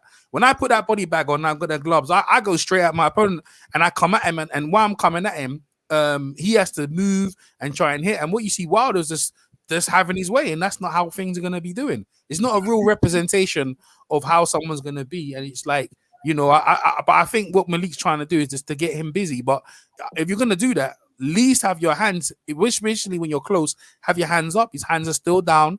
Fury's hands can go straight over the top of his jab. And you know, them punches you're throwing, you know, Fury's just going to eat you up. There's no real, you know, real power in it. You know what I mean? I mean, with this, the thing when Breland made it very simple for him. Jab, throw the jab, double the jab, and throw the right hand. But it was working so good. The Wilder said, damn, I don't even need to jab him no more, because that's what Breland was good at. When you see Breland, when he fought Lloyd Hunnigan, that's exactly what he did to London. He kept the distance, kept him behind the jab, and he walked straight into it. And that's all Breland. As you can see with Malik is letting the range go in and out, and Wilder's defense is not good. It's not very good defensively, in my opinion. So I feel like Wilder's going to be exposed. And Malik, you know, it don't make no sense. You mean you knock the guy out and the guy's training you? I mean, sometimes that's always the case. But to me, when I look at this stuff here, it's just memory muscle. That's all this is. It's just getting used to getting your hands flowing. You know, just flow your hands, get your hands moving. But that's not how you fight. You know, that's not made you knock out all your guys. But you need to go back to, you know, have your hands up, moving your head from side to side, and go back throwing bombs, man, and throwing them Alabama windmills. So that's my team. The Iron Kong. Talk to me about what you see. I see Deontay Wilder training with somebody who he threw a fight with. That's what I saw. Deontay Wilder, we know what he is. The guy at this point, everybody knows, is the big right hand. He needs to be training a way to set up a better delivery system for that big right hand. He ain't going to turn into no big-time boxer overnight, even though he does have boxing skills. And I hope he revisits some of that. He finds some of that back. But at this point, everybody knows what the end game is. He's going to come for the big right hand. So he needs to train a better way to deliver that big right hand, not just wing it. You know what I'm saying? But what I see is Deontay Wilder training with somebody who he threw a fight with, and who Eddie Hearn brought to fight Luis Ortiz, and he stunk out the joint by running around the ring. That's what Deontay Wilder is training with. Okay, and the PNC King. Tell me what you're seeing. PNC King is muted. Yo, give me a second. Yeah. So I don't know what I see, but you know, I know what I'm hearing. I'm hearing one guy talking about, you know, what's the use of trying to improve yourself? You know what I'm saying? And you got another dude who's like, oh, you just staying in your comfort zone. So it don't matter what this dude do, you know, ain't nobody gonna be satisfied. One minute they saying you gotta fire a trainer, then you fire a trainer, and then you get pissed off about that, you know what I'm saying? So, but anyway, what I'm seeing is like what I said before, is that he's learning new juke moves. You get what I'm saying? So he might have the right hand. You get what he might just have the right hand like Superman Steve. You know what I'm saying? But you got Okay, PNC King, you got a you real gotta bad. keep him distracted. You gotta keep him focused on something else. You know Okay, oh, thank you you. can't hear me? Yeah, it's real bad. It's real bad, my friend. It's real bad. It's So can you hear me? Yeah, I can hear you chipping in and chipping out, my friend. It sounds like the signal might be an issue with your signal, my friend. Oh yeah. Well, excuse me. I'll come back on. I'll come back on. Yeah, man, come back on. All right, that was the PNC King. It's got a bit of a signal issue. Okay, what do I see? Well, yeah, it's all of the above, isn't it? There's news that Malik Scott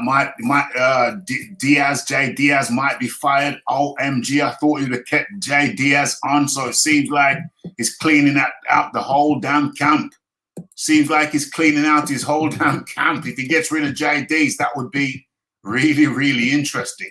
Really, really interesting. And why months after he got rid of Mark Breland? Why months after he got rid of Mark Breland? Okay, what does the Rafi see? Well, I see that he's first and foremost, his hands are too far down. He should be drilling, keeping his hand up to cover his temple.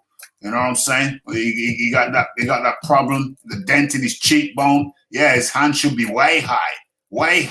Every time the glove should come back and touch his cheekbone.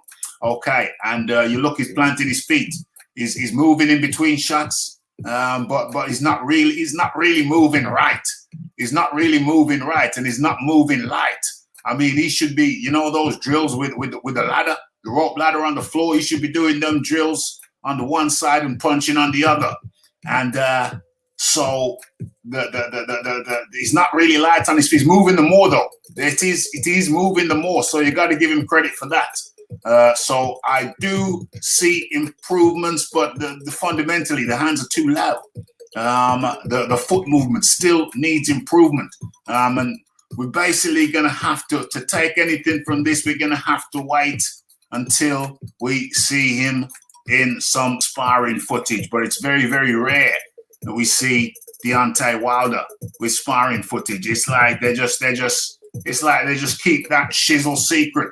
And old Nescafe over there on the other side of the pond, he's come out and he's intimated that he's seen some things in training that he was not very impressed with at all.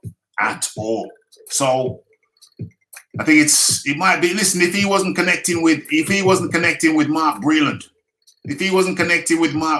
then I think it's perhaps right to find someone that you can connect with, and maybe a trainer that you connect with, even if he's less official, less decorated than a previous trainer. If you connect with him and he can get you to do some basic, simple, fundamental things, then maybe Malik Scott won't be as bad as everybody is thinking he's going to be. Raf, can I say something to you, bro? Of course, right, listen, right? I boxed at 10 years of age, grew up, right? So 10 till 17 years, Papa was in my boxing thing, right? Grew up with a world champion, my mates, Barry Jones, world champion, grew up with Steve Robinson, been in the ring with Steve Robinson and thing. And that shit that he's showing you there is bullshit. I mean bullshit. Any decent trainer will tell you straight. Sorry with the language. Will tell you straight. When you hit, you gotta protect. You gotta hit and then protect. Your hand's not even coming back. He's hitting. His hands come back to his waist, mate. They come back to his waist. And it's like shocking. Do you know what I mean? Raf, it's embarrassing, bro. That's amateur stuff. And that's a professional boxer. I was taught this as an amateur boxer. When you hit, you bring back. So it looks good. So you hit, bring back. You're protected.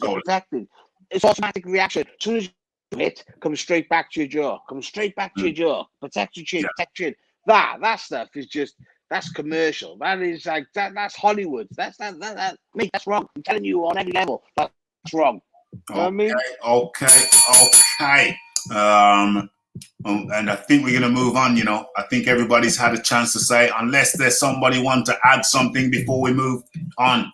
I like to add. Everybody wants to go. Everybody wants to go. Okay. Yeah, I like to add thing. Regardless of carry on, EJ. Regardless of how we perceive him, he's a world champion. He's defending a belt. He's still like around the top number one guy in the division. So I don't think what we see in there is what he's actually going to do in the fight. I think it's more to do with Malik, because Malik has personal trainer. I'm on his Facebook, and I think it's to advertise that he's doing personal training. And if Wilder's going to have him in his team, that's what it is. I think there's another guy that he enjoys being with, but this is not what he's going to use. This is 1 minute. I'm on the clock. I'm on the clock. I'm on the clock. Like, you're stopping my timing, bro. You're stopping my time. Like, all I'm saying is not what he's going to use. Yeah. It's not what he's going to use in a fight, but at the same time, it's entertaining to see Wilder that much, because the footage of Wilder with Breland, we didn't see anything. So the fact we can see anything to critique him is good. But it keeps people talking, keeps people Wilder relevant, and all I can say at this point is that end of the day, like, whatever he's doing has been winning. We have to see if it's successful, because Wilder, as gangly look, the man's still effective. When one of them punches land, everyone bites the dust. Yeah, but Fury, luckily for Fury, he got up, man. Disagree, bro. You got when you get structured, when you're in boxing, you get structured, you get taught, and you know your ABCD, right? You got to know your ABCD. It's ABCDs are shocking. John D. Lee, the clock starts when you start. I don't like how square he is when he's getting in, and there's no head movement really. He's staying on the line. He's straight up. His hands are down by his waist, and if he's just doing small drills, I'd like to just see him being more defensively responsible, because I'm not convinced he's the hardest puncher in the history of boxing, but he's got a good right hand. Why aren't they just working on varying the jab, landing the jab, to land the right hand? I don't know what they're doing, but it needs to be better than that in sparring, basically.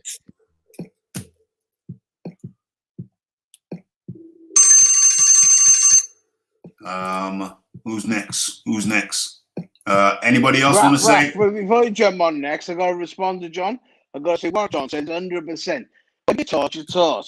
And that, when I'm looking at Wilder, right, that is not taught amateur style, because you'd have had it. That is a guy who haven't got a clue. And that's the truth. You haven't got a clue. I boxed for years, the youngster. And you have your ABCDs in line. And there's no ABCDs in line. Sorry, Raf. No. You don't say sorry to me. Not say sorry to me. I'd say sorry to the Wildettes. Okay. And much appreciation goes out to our second sponsor of the show. It is none other than the James Jameson. Why are you talking about a man who doesn't fight? Well, I saw. Has anybody else seen any verification? I heard some whispers that Mauricio Suleiman has. What the hell's going on? I heard some whispers that Mauricio Suleiman has mentioned that I shouldn't really say it because I ain't seen any verification, but I'm just putting it out there to you guys. Has anyone seen some verification of the rumor that I've heard that Mauricio Suleiman has said that excuse me, Tyson Fury versus Wilder is still up for discussion? That's only come from blue blood. Oh my gosh. I'll tell you what I do think though. As soon as the AJ Fury fight's announced, we'll hear who Wilder's fighting. And that's why they're dropping the footage. Because he always waits for AJ He'll jump on the promotion. Yeah, Leighton's agreeing anyway. Yeah. Every time AJ announces a fight, Wilder drops his fight. Every time. Okay, EJ Boxing is out. Thank you, EJ, for dropping in. Much appreciation. Much appreciation. Why are we talking? Oh, we've done that. Yeah, thank you, Jameson becomes the second sponsor of the show. And as we move on, we now move. Let me stop sharing. Let me stop sharing that and start sharing this. Okay, we're going to it. We're getting into it. Let's check my screen. How does it look? Okay, it's good. Session is live. Okay, so we got to talk about it. Okay, where is it? Flow state. OMG. So what was the? What else did he say? Why am I? That's the likes. Okay. So Michael Hunter. And let me just bring this up. We're not going to talk about. We talked about it the last show where I forgot to show the evidence. Okay. So this is from Anthony Joshua. That was on the 10th of May. This is now the 14th, but we talked about this the other day. But I forgot to show the slide. Okay. Anthony Joshua verified Twitter account says, Spartan, I'm tired. It should be a question mark there, I think. I'm tired. My fans are tired. Your fans are tired. We're all tired of the talk. Less talk, more action. And that was from Anthony Joshua. I forgot to show that slide the other day. So there we have it. Okay, but that's not what we're talking about. Okay. Well, this is funny and appropriate. Joe Joyce says, I'm also tired. Hurry up, AJ. Make the fight so I can beat Usyk up. OMG. What's going on? Okay, that's a different thing altogether. Let's we gotta just have a quick look at this. It's not for a discussion point. It's not for discussion. We just gotta remember. I don't know if we're gonna have time to talk about Billy Joe tonight. But all the time in the world for Triple D, and he can come again, but it's gonna take a long road back from that. Get carried out the ring, brother. Get carried out the ring. You know, it's not all give, knocking people unconscious, and then your eye goes and then you want to get out. I've got all the time in the world for Triple D, and he can come again, but it's going to take a long road back from that. Okay. Get carried out the ring, brother. Get carried out the ring. Okay, you know what? Rafi's known for switching it up at the last minute, and I'm switching it up. We're going to talk about Hunter in a second. This is too juicy to pass. I gotta say something. Hold on. And we like the cheeky bits. And this is too cheeky. Okay, so what's been going down? I'm going to come to you next, Leighton. Don't worry, brother. Okay, brother. Going to come to you next. So, what's been happening is there's been a PR campaign on behalf of Billy Joe Saunders. IFL, they're deleting their videos of interviews by Michelle Joy Phelps.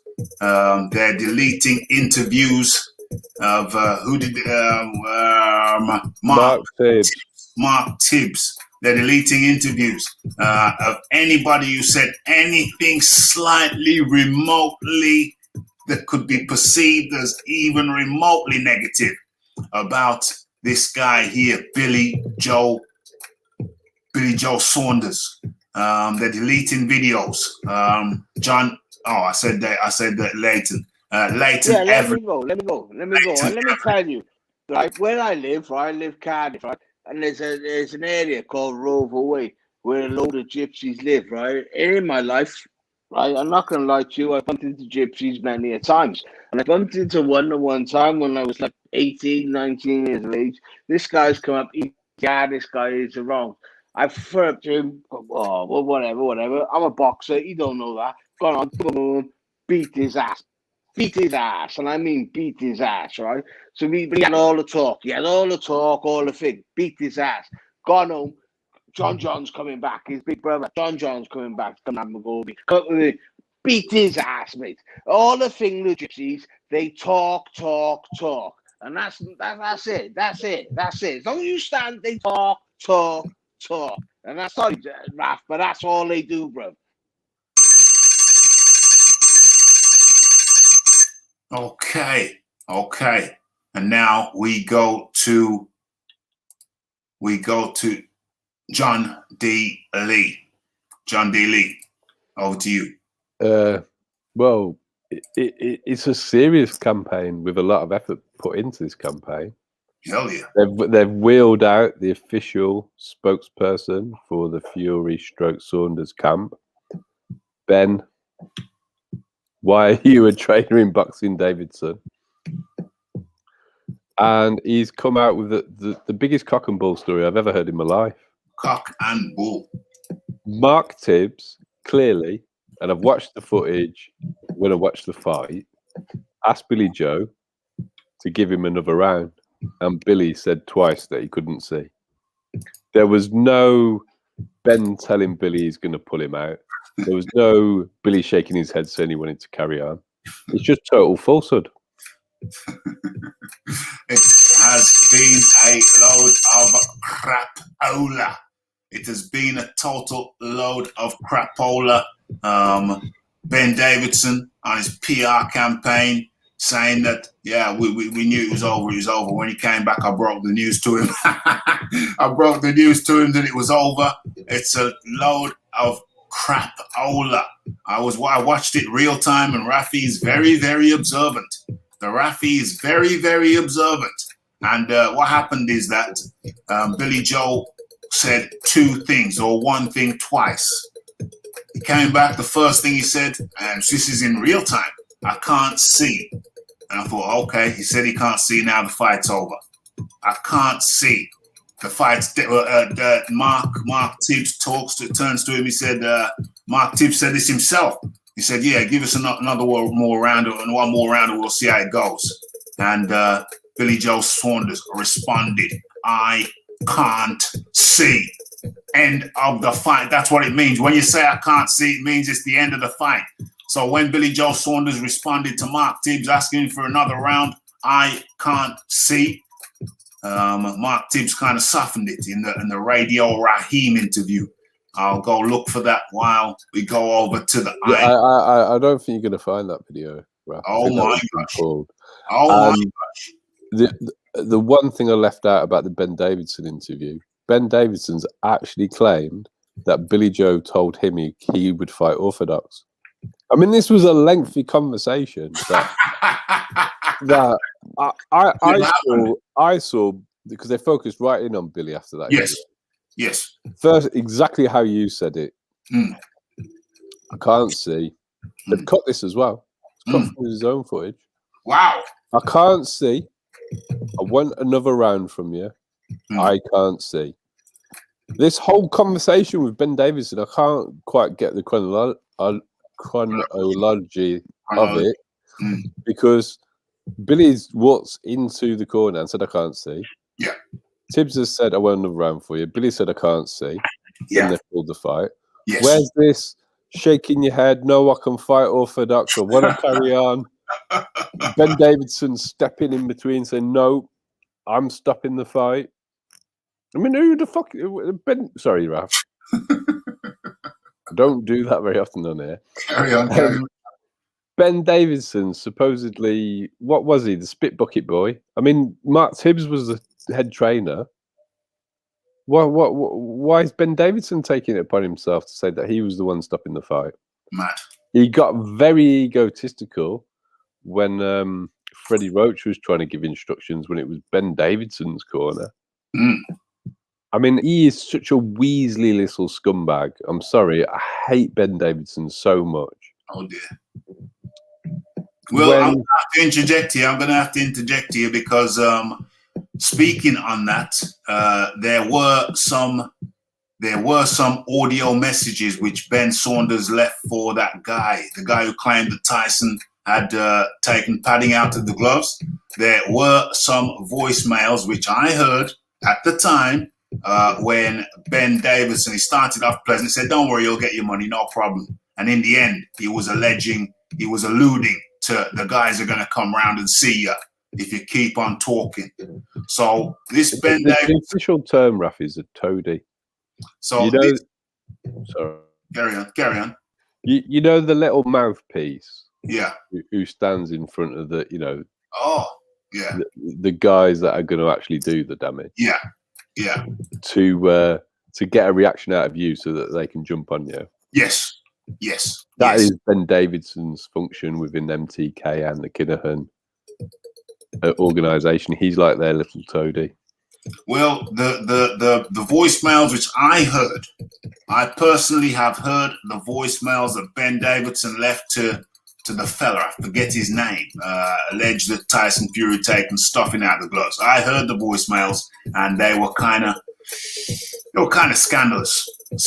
Ben Davidson started off polite, and then it was kind of like threatening. But Raf, it's like it's protection, teammates. Like we all knows, right? When it was Dubois, there was none of this protection. When it's fucking these gypsies, because like they die with their thing, gypsies don't quit. Full of shit. That's what I'm trying to tell you. I beat up gypsies. Gypsies are man, bro. They're full of noise, mate. All they do is talk. That's all gypsies do. But other people will believe gypsy, oh, he's hard, don't mess with him. Shut up. Well, I'm going to say that like any other group, you're going to have good ones, you're going to have bad ones, and you're going to have some who fall in between.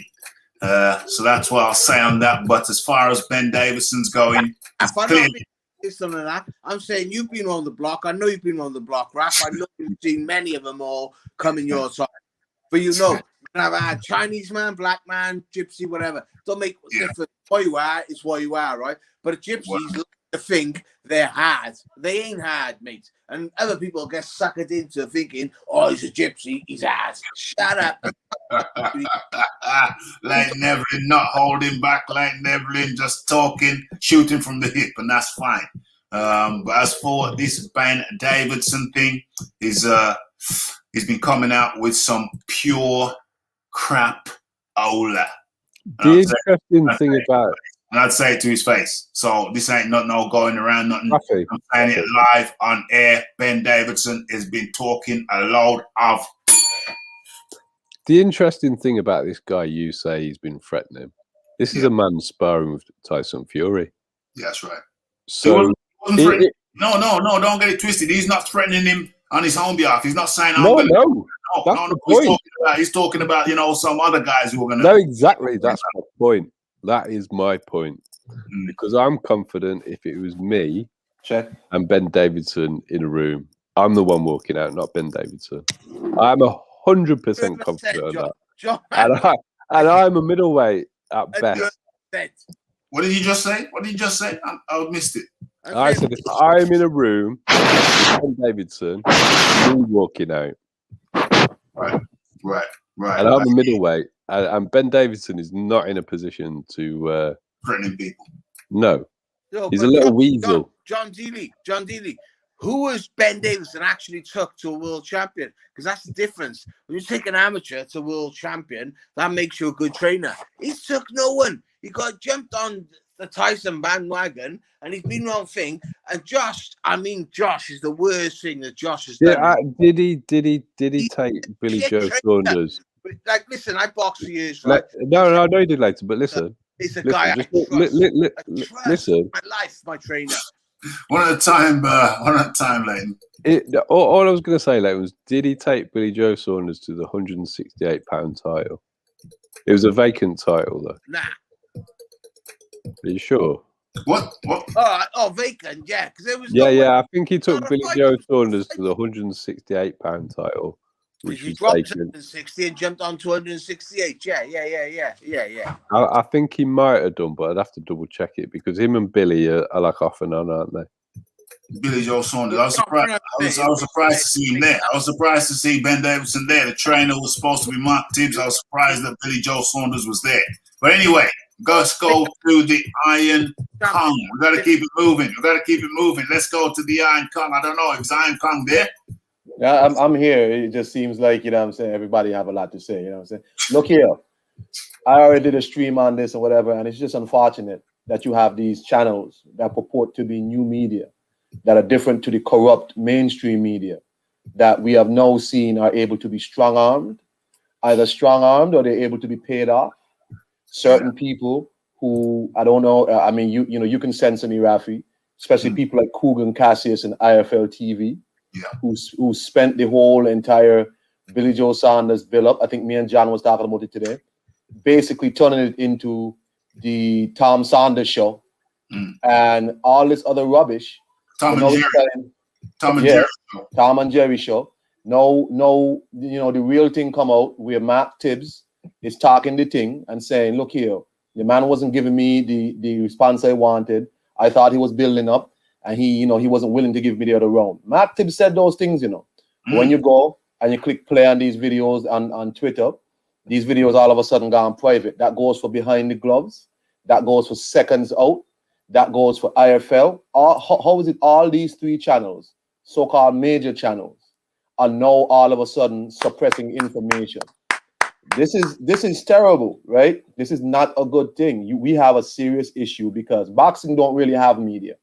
Mainstream media, well, in America, don't really cover boxing.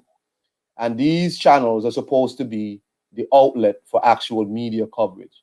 And this is what they do. I mean, people are not stupid. We see you take down Mark Tibbs and slide up Ben Davison. Nobody's stupid. We see you. You know what I'm saying?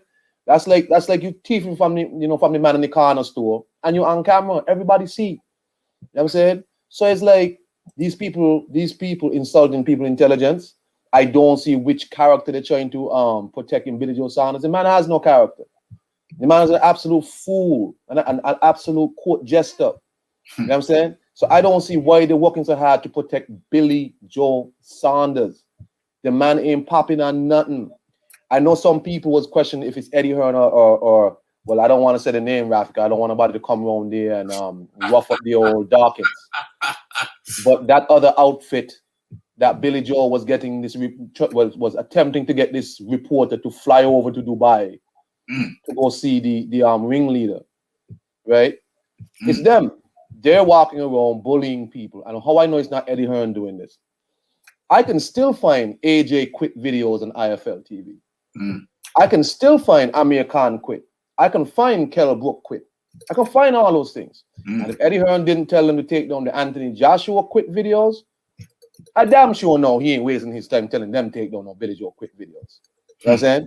So this is really sad, and it's really troubling that our so-called sources of information have now been shown to be untrustworthy and to be shown there are people who are interested in capitalistic gains over actual giving the actual news. And that's really, really sad. That is really, really sad. It's very bizarre. It's totally bizarre. Why? What? Okay, so come, start with you, then go back. Why is it so important? Why is this protection? Why is this protection of Billy Joe Saunders?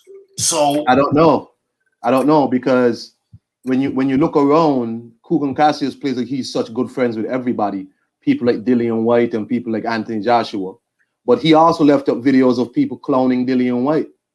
He also left up videos of people cloning Anthony Joshua. When it comes to Billy Joe Saunders, though, no, not Billy. But is it because, as John Dealey said, that certain outfit, that certain racket, who we don't want to rough up the old Rafi? Is it because they are major sponsors of IFL TV? But I don't think that racket sponsors Seconds Out. I don't think they sponsor Behind the Gloves. No. And for someone like Michelle Jai Phillips, who complains that people don't take her channel serious because she's a woman, you know what I'm saying? For her to go and do this, I mean, really, how can I trust the channel again? So I don't know why, because Billy Joe Saunders ain't popular. He wasn't very popular in the beginning. No. He didn't draw 500 fans to the Cowboy Stadium over the weekend. He didn't drop 500 fans. Every one of those persons came there to see Saul. You understand me? So I don't know what the big protection plan is. I don't know. I don't know, Rafi. I don't know. It's crazy. Every time you hear Tyson Fury refer to Daniel Kinahan, he refers to his traveller brother in Qatar or wherever he is. Doesn't say him by name. So that's why Billy's falling under their protection. Some strong protection. It's some hella strong protection for Yeah, Billy. Raf, look at how IFL. For Billy Joe. Look Raf, at IF. right? Look at how If- IFL have been given a platform. John, Tom Saunders, John if I was Fury, there, and everything. Let John finish, please, Ben. John, let me say something. If I was there and one of my boys, old man, was getting pushed back like that, right? I'll tell you, I'm not gonna lie to you. I'll jump over there and I'll clap you up, mate. But Tyson Fury stood there and watched Billy Joe, his best mate, his old man, get pushed back from there and do that. Nah, mate. Nah. But Leighton, I would not. Leighton, Wouldn't happen.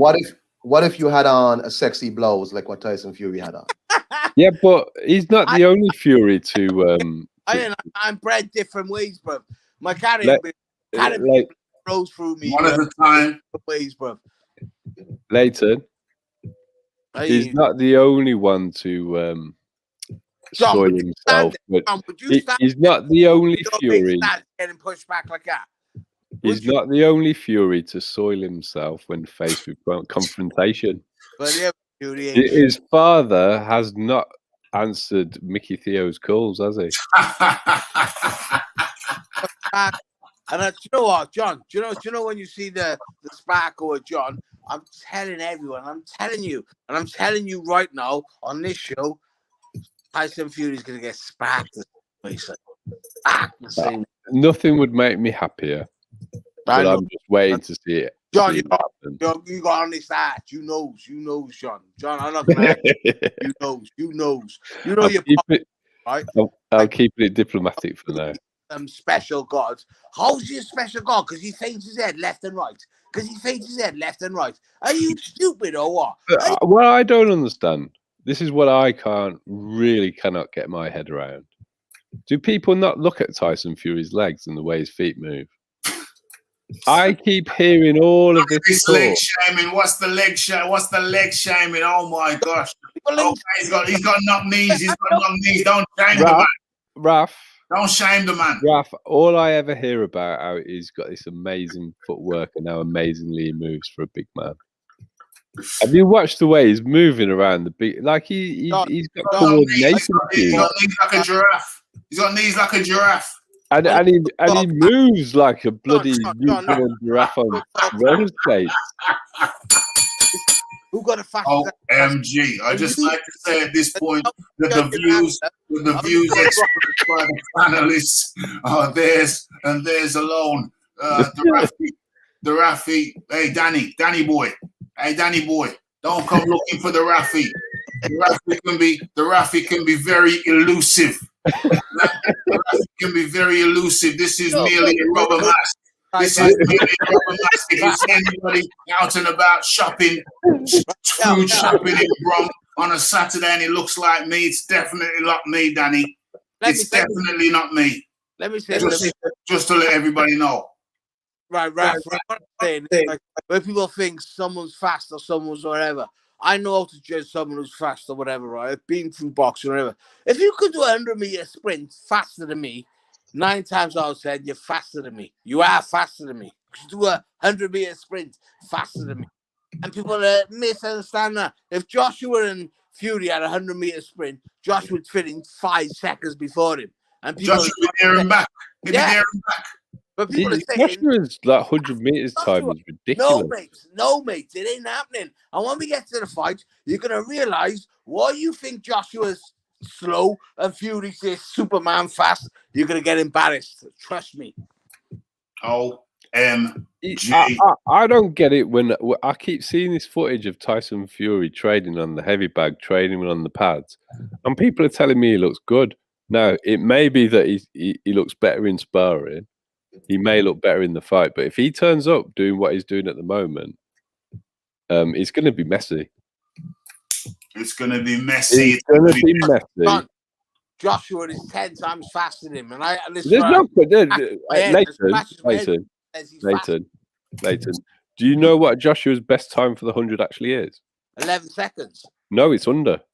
It's It's like 10-7, yeah. 10 is Olympic. 10 is Olympic speed. Well, it's not anymore, Raf. I'm sorry, Leighton. If you run 10-2 now, you're not going to qualify to the Olympics anymore. You're way off the pace. But he's 6'6", and he's like 17 stone. So Usain Bolt, how can Usain Bolt was only 14.5 stone. So John, you look at all that extra weight he's carrying. I'm like 200. I'm like 198 pounds, right?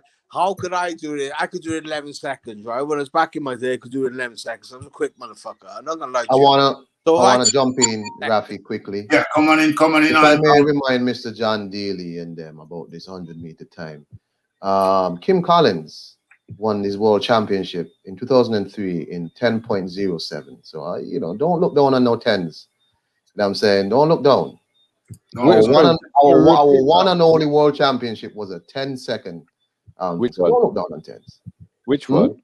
Which one? Kim Collins, 100-meter, 2003, beating people like you, Dwayne Chambers and them. Get that work. So don't look down on 10 seconds. Don't look down. Well, the World Championship isn't the Olympics. Never mind that. Never mind that. Just say. Listen, you know Fury ain't even getting close to that, boys. You know he ain't. He ain't getting no close to that. Tell me Fury's quicker than Joshua. The only way he gets close to that, and he ain't even gonna get close to that then, is if he starts hunting wild boar again. He's not getting. Look, right. You can take all the steroids in the world. If you're not a fast person, it ain't going to make you faster. Steroids make you stronger and carry more muscle mass. 100%. So they could make you slower. 100%. You've got to be a fast person to start off with who needs the extra strength. Yeah. So I was a long jumper and I am rapid over about 20 meters. Steroids would help me at 100 because that would give me the strength to maintain it all the way through. But I could do mine. Mine was 11 seconds. The run to me is 11 seconds. My best time I could do it in 11 seconds, right? And that's like a second below Olympic speed. I was quick. I'm only short. Look, my friend, if you go on English school records for like kids up to 16, my friend Curtis Brown, he carried on running to seniors. I think he was running under 10 seconds at 40. He was a 100 meters runner for my club at Birchfield Harriers in my age. That is quick. No. Curtis was rapid, but it's a separate issue.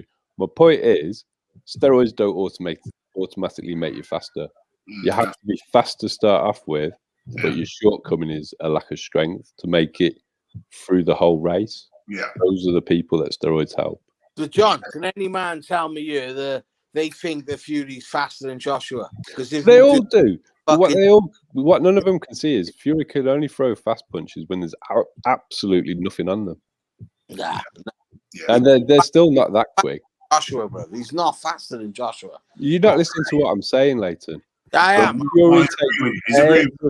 When he takes everything off his jab, he can move it relatively fast for a big man. But I still don't think it's faster than Joshua's hand speed at all. Okay, so we got to keep this thing moving, keep this thing grooving. And we're going to go over to an important topic that's been talked about quite a lot, and we need some answers. Michael Hunter had an offer. I think it was $340,000, dollars, yen, I'm not sure, whatever.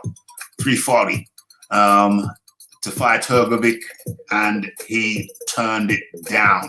And it's caused much uproar, much talk around the water cooler. And let's get into it. Okay, so there's got to be reasons. I was looking for the reasons. I didn't say much on it because I know there's a reason for everything.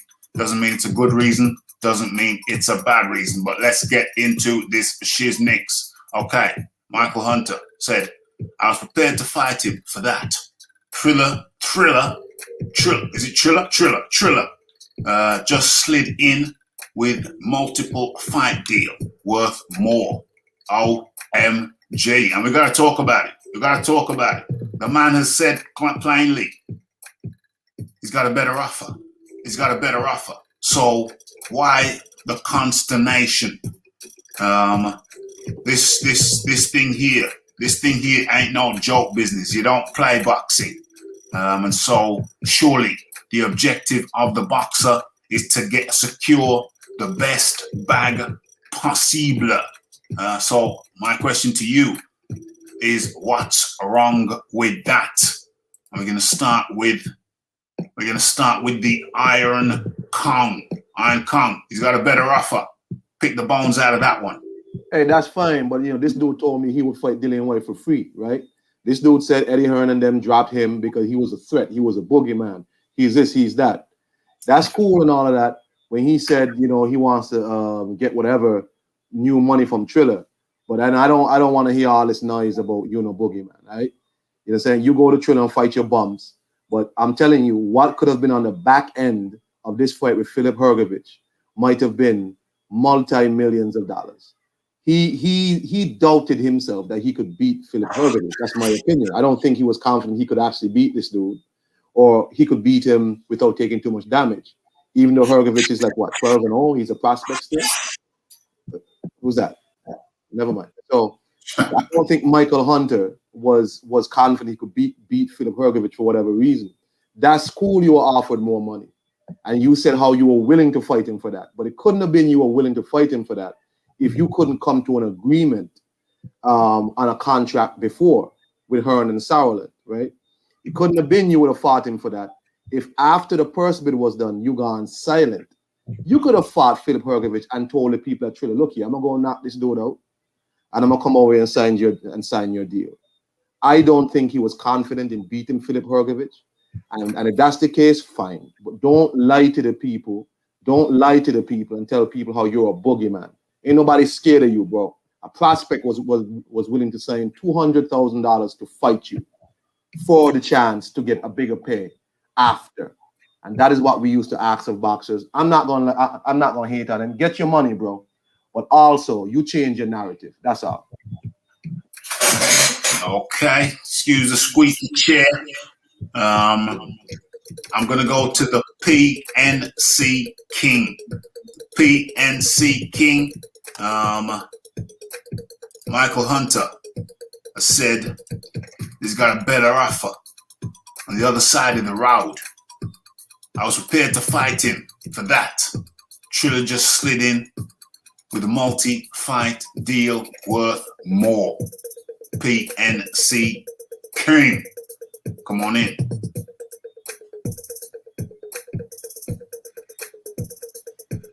Yeah, man. Well, I mean, well, there you go. So, I mean, it's prize fighting at the end of the day. So if Triller comes in and somebody come in and say, look, I'm gonna give you more money. It don't matter, man. You get more money at the end of the day. You know what I'm saying? So, why mess up a good thing, man? So I ain't got no problem with it. If he ain't fighting for no championship belt, and even if he was fighting for a championship belt, I mean, these guys are fighting for a prize, man. They fighting for money. The only reason why they want a belt is to gain more attention and get more money. You know what I'm saying? That's about it at the end of the day. So, yeah, that's all I got to say on that. I don't care who he ain't fighting, man. If he can get a big paycheck, man, I know for me, man, if you offer me more money to fight some short school kid versus fighting Anthony Joshua, shit, I'm gonna fight the school kid. I'm gonna beat the school kid's ass. You know what I'm saying? Yeah, I'm just being real. Okay, that was the PNC King. I understand. John D. Lee. Okay, well, there's two false aspects of this statement. It's actually less money. It's 40k less than the first bid. He's fighting this other cruiserweight who's probably going to roll in out of shape. So we're going to have a heavyweight fight that's actually just two fat cruiserweights who can't be bothered to make weight. And Hunter's purse is 300k, not 340k. So it's not more money. And if he wins, he's the IBF mandatory. The IBF call their mandatories or strip the person with the belt. So it would lead to multiple fights if he won, and a much bigger payday than he's going to get on Triller, because he's not an attraction on Triller. So Triller, if they're going to offer him a multi-fight deal, well, it'll be a couple of 300Ks. Any purse bid on the IBF title is going to be more than the 300K he's getting on Triller. So it's damage control. And what makes it worse is the fact that he was running his mouth saying he'd fight anybody for free. He's a throwback fighter. He's just about legacy. He wants to fight everybody. He's the boogeyman. And here he is fighting a fat cruiserweight for less money, not more. Okay. Interesting.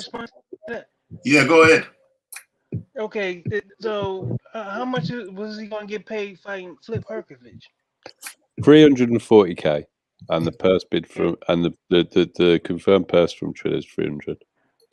It's not more. So he said he's got a multi-fight. Huh? Yeah, he said he said he's got a multi-fight offer. But if you're the IBF mandatory, you're going to get another fight, aren't you? And then so the thing with the IBF mandatory, how many mandatories does Anthony Joshua have? Yeah, but the IBF strip people, don't they? Yeah, they're the one governing body that do strip people. Yet. No, because he's fought his mandatories. So we don't even know. We don't even know when Anthony Joshua was going to fight his IBF mandatory. Hell, he talked about Tyson Fury, 2 fights with Tyson Fury and everything else. He talked about everybody else, but any mandatory. If they call the IBF mandatory, just fought Pulev for the IBF. He's just fought his IBF mandatory. He has just fought it. Okay, so that's a year. So. Well, it isn't necessarily a year because it was last year. So he's supposed to sit at the IBF mandatory position. You know they can call PNC King. The IBF IBF mandatory is not a protected spot. You know, you got to keep that spot. PNC King. So PNC King. The IBF mandatory was fought last year at the end of last year. Yeah. So if they're just about to do this fight, he's not fighting Hergovich without a 12-week camp. So what's that going to take us to? July, August? So he comes to IBF mandatory. And then if the IBF mandatory is due by the end of the year. He's still going to be on the shelf, bro. No, he won't. What would most likely happen is... Do you read the rules of these sanctioning bodies? Do you want to go back and check? Just let me finish my sentence, and if I'm wrong... Let me finish my sentence, and if I'm wrong, I'm wrong. Go ahead, because finish. He'll fight Hergovich around July time, 12-week camp. The undisputed fight will have happened. So if Tyson Fury and AJ go into a rematch, it'll be at the end of the year. The IBF mandatory would either be due then, or they'll strip him, and then he would fight whichever next person in the rankings for the vacant title. And I'm not sure AJ's or whoever wins that fight is going to care about keeping the belts, because they will have already become the undisputed champion. So then they will start dropping belts. So if he beats Hergovich, by the time the mandatory is due, which I think is at the end of the year, then either the belt's going to be stripped or the rematch doesn't happen and he actually fights the winner of the undisputed title. PNC King. John's 100% right. 100% right. PNC King. Okay, so we're going over to ERF Boxing up in the building. Yeah, what's up, Rafi? Yeah, just give me a couple of minutes. Let me get my headphones. All right, no problem. Okay, Leighton Evelyn. Well, you want me to say, Raf? I agree with everything what John said, and like I don't know who I'm arguing with. Like what? Is the truth of the matter is Joshua's the man, bro. You know what I mean, like I can't argue. They should give some argue with it. But it's like, mates, these people are making up shit that ain't even happening. It ain't even there. Whatever. Sorry. All right. I'll take it. Okay. Raf, sorry, Raf. No problem. Mate, they're making up stuff that ain't even there. Do you know what I mean? Trust me, mate, it's not even there. When we come to it, it comes down to it. Everyone's trying to make out that it's either Joshua or Fury, Joshua or Fury. Trust me, mate. If you can see with your own eyes, you'll know Joshua is the one. There you go. There'll be one. Okay, let's go over to the Iron Kong. Yeah, Rafi's a duck. This dude walking around telling people he's a boogeyman. Let's not get off of that, right? This guy is going to fight someone for less stakes.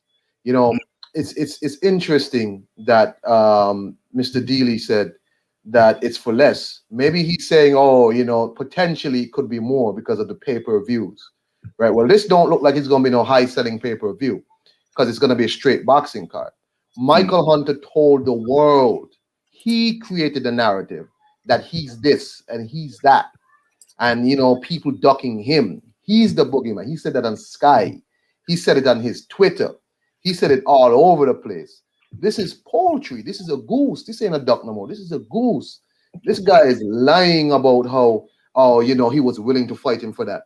If you listen to Sauerland and Eddie Hearn, they was like, bro, we've been talking to you for 6 weeks. 6 weeks. Michael Hunter could have asked his price. But you see, I blame Eddie Hearn for spoiling his fighters.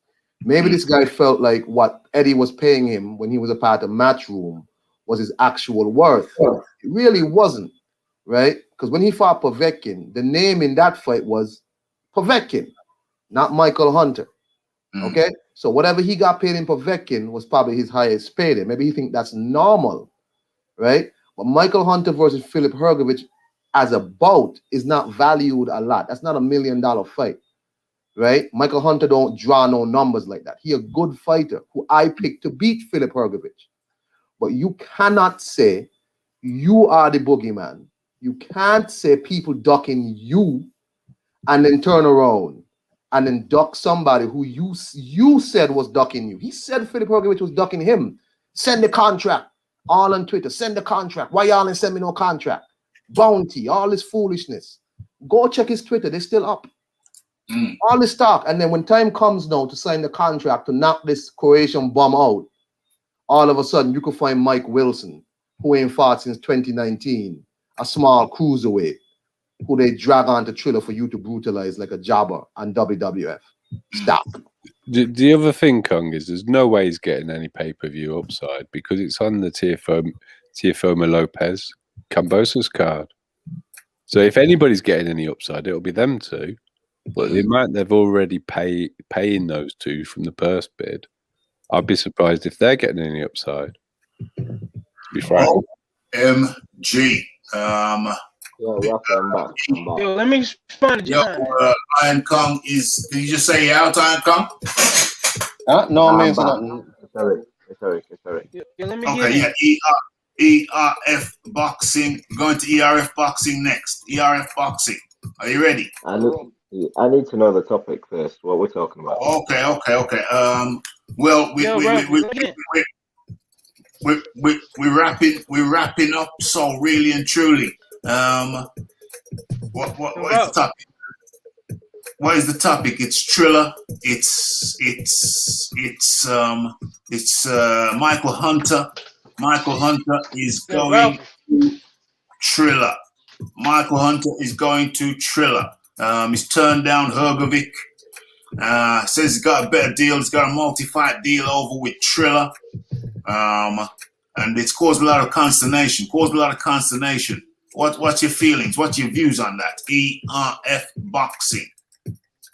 Well, my opinion on that is I don't understand how any other fight of a Hergovic fight right now for Hunter is better. A Mike Wilson fight, I don't understand it. How he's getting more money for a Mike Wilson fight than a Hergovic fight, I don't understand. I don't see how. Like Eddie and Salmon said, there was in negotiations for so long with this fight. Michael Hunter was on board, and all of a sudden it fell apart without them even knowing. So So I don't see where Mike Hunter is saying that he's getting more money for this fight against Mike Wilson than he would do a Hrgovic fight. And bearing in mind it's for a eliminator for the world title, which is where every fighter wants to be. So I don't understand it at all. Yeah, I hear you. It's complex, or maybe it's simple. PNC. Just very quickly, Rafi, I've put the IBF rules in the chat. I've put the IBF rules in the chat. A mandatory after the first mandatory defense for champion needs to be defended every 9 months to the highest available contender. So the IBF mandatory will be due by the end of the year. Yeah, but you read the whole rules, so you're not reading all the rules. I've put the entire Read what you rules want to read. in the chat. Yeah, go ahead and put read the it. entire Though. rules I already read the it. chat. I read it already. Yeah, but Joshua's mandatory. One second, Joshua's mandatory is not due for another year at least because he November because he's just fulfilled the IBF mandatory. By the time the Hrgovic fights happen, Eric. So I'm saying so let me get in the there because mandatory will be due by the end of the year. everything John is saying is wishful thinking, man. It's all wishful thinking. It's not That's though all because it is. by November, November was the last. Hold on, let me finish, man. Let me finish. Oh man, Let I got cut off. PNC My bad. Come on, man. Let me finish. Y'all cut me off. I mean, y'all in agreement. So, I mean, I don't why y'all gotta keep patting each other on the back. I'm in disagreement. So let me get in. So anyway, long story short, if you read all the rules, all the sanctioned bodies, those are mistakes that we can do what the hell we want at the end of the day, if it's for the good of boxing. Okay. Ain't nobody calling for Anthony Joshua or anybody who wins the IBF belt to fight Michael Hunter. Like you just said, he don't sell no tickets, all right? Trill Boxing needs to legitimize himself. So he's gonna overpay for any boxer just to come in and perform. While they do other stuff, you know what I'm saying? Why they put Jake Paul, whoever else they're gonna put up on that card, you know what I'm saying? But they need legit boxers, all right? He said he got a multi-deal.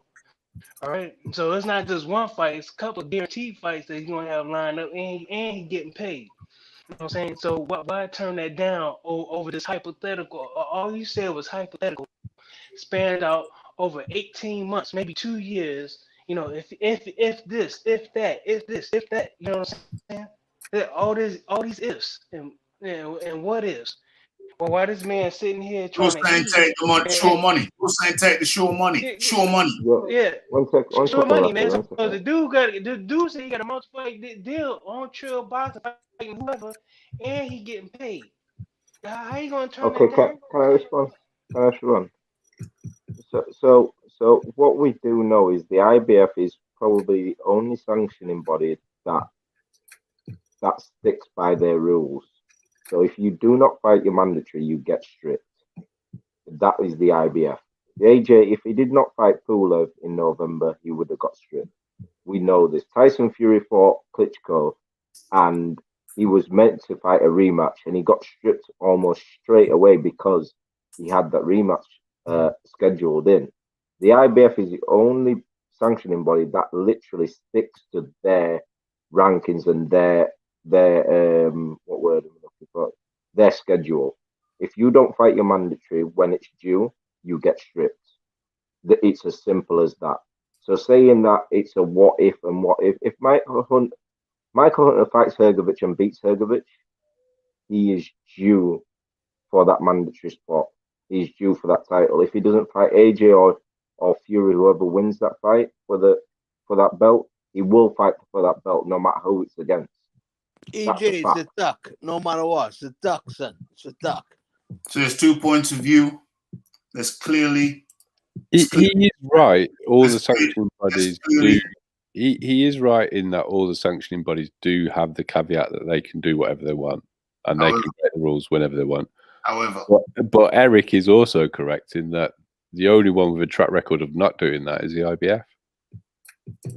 So if it was a WBC mandatory, I would have no problem with what he's done.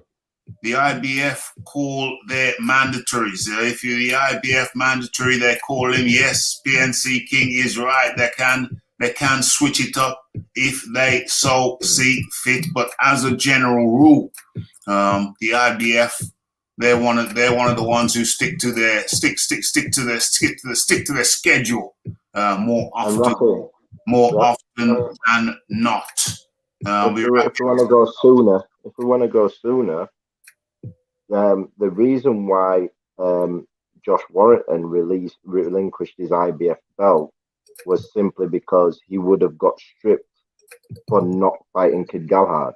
Yeah, that's why he relinquished the belt. He was going to get stripped anyway for not fighting him because he went to fight the kid he just lost to. Yeah, he was going to get stripped. Yeah, he either was the only way he wasn't going to get stripped was if they allowed him to have a unification fight, but the unification fight wasn't going to happen. So he was going to get stripped. The IBF was already with the heavyweight. AJ has fought his mandatory in Pulev. He's allowed to fight Fury, and then the next mandatory is due in November. A year from the date the last mandatory was had been successfully fulfilled. But bro, the other thing is, what about Fury's mandatory? Dillian White, why did you fight him? Yeah, but that's the WBC though, isn't it, Leighton? That is do whatever. I'm just saying. Why ain't he fighting him? Why ain't he fighting him? We should have fought Dillian White ages ago when he was off the Fury. That's the WBC thing. That's the WBC thing, which is a lot different from the IBF. He should have fought him. He should have fought him, but the WBC clearly did not want Dillian White in there against. You've actually got to hold Dillian accountable. We're talking now, right? 1 second. Do you think he's going to get his chance? Do you think Dillian White is going to get his chance? Because I don't. I don't think the WBC does not has no faith in Dillian White. They was quick to strip Dillian White of his number one spot when I don't think it's faith. I don't think it's faith. You said the WBC don't have any faith in Dillian. No. It's not. I know I said faith, but they was quick to judge Dillian White on the supposed failed drug test against when he fought Oscar Rivas. That means they don't want him. They don't want him in the position. Yeah, that's my point. That is my point. They don't really want him in that position because they was quick to judge him before he actually was before everything was cleared up. They was like, no, you're not mandatory anymore. So Dillian White, I don't think the WBC like Dillian White as it is because they made him wait so long as it is when it was Deontay Wilder's mandatory. Then when he was actually supposed to be the Oscar Rivas fight, after that the mandatory was meant to be called, and as soon as there was any conflict, they instantly stripped him of that status without any facts. The thing with this whole WBC thing and Dillian, there comes a point where you have to start saying, why is Dillian stuck with it? He's been paying sanctioning fees to the WBC since he beat Hellenius. I agree with you. And John, unheard of. The IBF route. The amount of time he's been paying it, unheard of. It's So ridiculous. I- Unheard of and ridiculous. They clearly don't want Dillian White in that position. It's clear you'd have to be a pretty damn low IQ mother not to be able to see that. I will say this. The question is, why hasn't Dillian gone the IBF route? Well, I don't know. Why hasn't he? Personally, I think it's because he doesn't want to fight Joshua. He's paid for the WBC. If he's paid all his sanctioning fees for the WBC, why is he going to go the IBF route? Yeah, I think he's already in. He's invested in the WBC. He perhaps considers it a more prestigious belt than the IBF. He wants the WBC belt. It's got Ali's picture on it.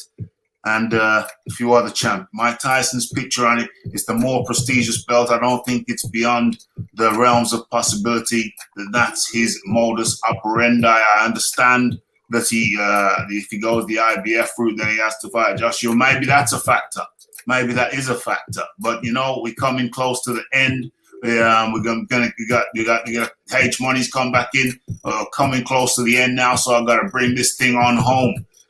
Tone says we don't know how much Monet his contract. I think we're talking about Hunter. His contract is worth. Is it inconceivable that the amount plus the risk reward was too good to turn down? As a boxing fan, I still think it's a duck, though. I share your view, Tom. I share your view. Hold on. So did the Iron Kong drop off? I think the Iron Kong dropped off. Much appreciation goes out to the Iron Kong. Thanks for coming on in, my friends. Got his own channel. Go check him on out. And in comes, as we come to the closing of the show, the H-Mo Nye. Everybody's going to get final words. H-Mo Nye, your final word. Sir, come on through. Yes, sir. Rafi, thanks for having me once again. Last Saturday, Eddie Hearn told us that we will get an announcement. This week it'll be 100% that the fight will be announced. The fight we still haven't had an official announcement. The fight hasn't been finalized yet. So Eddie Hearn, he's been lying to the people. He lied to the people in the past. We all know that Anthony Joshua has never been in the ring for an undisputed fight. We know that Anthony Joshua ducked Deontay Wilder $50 million offer. We know that Anthony Joshua is ducking Tyson Fury. What a load of crap. This is my final thought. This is my final thoughts, right? Load of crap. This is my final thoughts, right? Please, bro. Out of respect, guys. I don't cut you guys off. Have some class. Carry on. H-Mo Nye. Carry on. Yeah, we know that Anthony Joshua ducked $50 million to fight Anthony Joshua in the past. Anthony Joshua ducked money to fight Anthony Joshua. Anthony Joshua ducked $50 million to fight Deontay Wilder in the past. Sure, Deontay Wilder later was offered $120 million. No, they ducked each other. Instagram offer. How the hell can you tell me? How the hell can you tell me that you're going to walk into his own office? You're going to walk into his own office and then turn down $100 million. Oh my goodness! I cannot even talk. Rafi, bro. Okay, Rafi, man. Thanks for having me, bro. I'm going. Talk truth. Don't talk fucking bullshit. Talk truth. Come on, language, please. Oh lordy. Oh lordy. H-Money has disappeared. H-Mo Nye, you didn't finish your sentence, man. Come on, man. What's going on, man? Okay, that was the H-Money final words. If he wants to come back and finish his sentence, he is perfectly free to do so, but I can't rebut that. I've got to come in with the immediate rebuttal. Frank Warren. H-Money said that the fight ain't going to happen. Frank Warren has now confirmed that August the 14th is the agreed date for Anthony Joshua versus Tyson Fury. He said it's still not signed, as they're waiting on the Saudi financial assurances, but he's quite sure this will be addressed and the fight will get over the line. And this was the beginning of the week, and now we're at the end of the week. So, it's clear. It's clear. Frank Warren, middle of the week, sorry. Now we're at the end of the week. It's clear. When Mr. Pessimistic himself, Frank Warren, comes out and says this, the fight, he's quite sure this will be addressed and the fight will get over the line. Okay. So, and the 50 mil offer was an Instagram offer. I think Can I go next? I need to. Okay. So, DRF Boxing, come on in. Your final words, my friend. Right. My final words is H1 is talking absolute rubbish. He always has done. He always will do. The 50 million offer, we all know what that was. Deontay Wilder himself has turned around and said that he turned down the offer for more money for AJ to fight Tyson Fury. H-Money has yet to tell me why Tyson Fury win a fight apart from AJ lost to Andy Ruiz. He's his opinion is none involved, in my opinion. Anyway, go into AJ will stop Tyson Fury within 7 rounds. That's my opinion. I'm done. I'm out. OMG. And that was Eric from ERF Boxing. Much appreciation goes out to Eric. Much appreciation indeed. And in comes the man like the Leighton Evelyn. Yeah, what I'm saying, Raf. Yeah. People don't understand. People listening to this shit, they ain't got a clue. And I'm telling you, as a boxer, grown up, known world champions, I've been around them, I've done it all. Anthony Joshua is going to knock out this jerky shit. Because when everyone thinks, oh, Tyson Fury's he's this. All he does is move his neck back and forth, back and forth, back and forth. Mate's going to get knocked out. I'm telling you, Joshua, he ain't falling for that. Joshua fought him as an amateur. When he fought him as an amateur, and Fury admitted, this guy beat me F up. But, like, watch, when we get to the real deal, there's no hiding, no nothing. I've been around these gypsy people. I've been around them. They think they're bad. They think they're this. All gypsy people do is talk. Trust me. End of, Raf. Nice one, friend. That was the Leighton Evelyn. Much appreciation goes out to Leighton Evelyn. Of course, Leighton Evelyn, James Jameson were the sponsors of the show. So much appreciation goes out to them. And of course, don't forget to hit that like button. We're not quite finished yet, but hit that like button, hit that subscribe button, hit that share button, and never be afraid of that super chat button. Or if you want to keep the quality up high. Evelyn's cracking me up, says Tone. Okay, and to the PNC King. PNC, your final words, sir. PNC is muted. PNC is muted. Okay, PNC, it's been nice of you to jump on. Nice of you to come on and share your... Oh, okay, we got a different PNC here. What's going on here? Add to the stream. Okay, PNC King, come on through with your final words, sir. PNC King, unmute yourself. You're muted. Okay. Thank you to the PNC King for coming on through. You got some technical issues. Signal wasn't too strong, but thanks nonetheless. Come again. Okay. And then there were two. John D. Lee, your final words, please. Thanks for having me on, Raf. Much appreciation. Appreciation. A busy show. It's been a very busy show. Been a hell of a hectic show, hell of a hectic one. I'm very happy with it. Glad to see all the people sound like they've been entertained, to be honest. Excuse me? From what you've been reading out, the people seem to have been entertained. They love it, mate. They love it. They love it. It's the Raphael Dawkins. It's the combat radio. It's just, it's where it goes down. It's where it goes down. And with a diamond in the dirt that ain't been found. But it's okay. It's okay. Whether found or not. Still diamonds. Still diamonds. Was there a song? Diamonds in the sky. It's a crap song. So that's unfortunate. But I'll send you a link to Diamond and Raph. It might be more at your street. Which one? Diamond what? No, I'll send it you. Yeah, okay, cool. I can't. If I butcher it, it won't help you. But let me on the diamond talk. Let me go with Diamonds Are Forever. Let me go with Shirley Bassey. Let's pay our respects to the Welsh lady. She's probably dead by now. Sorry, Shirley. Shirley Bassey, R.I.P. if you passed. I don't know. But she was a gorgeous lady with a lovely voice. Diamonds Are Forever. John D. Lee.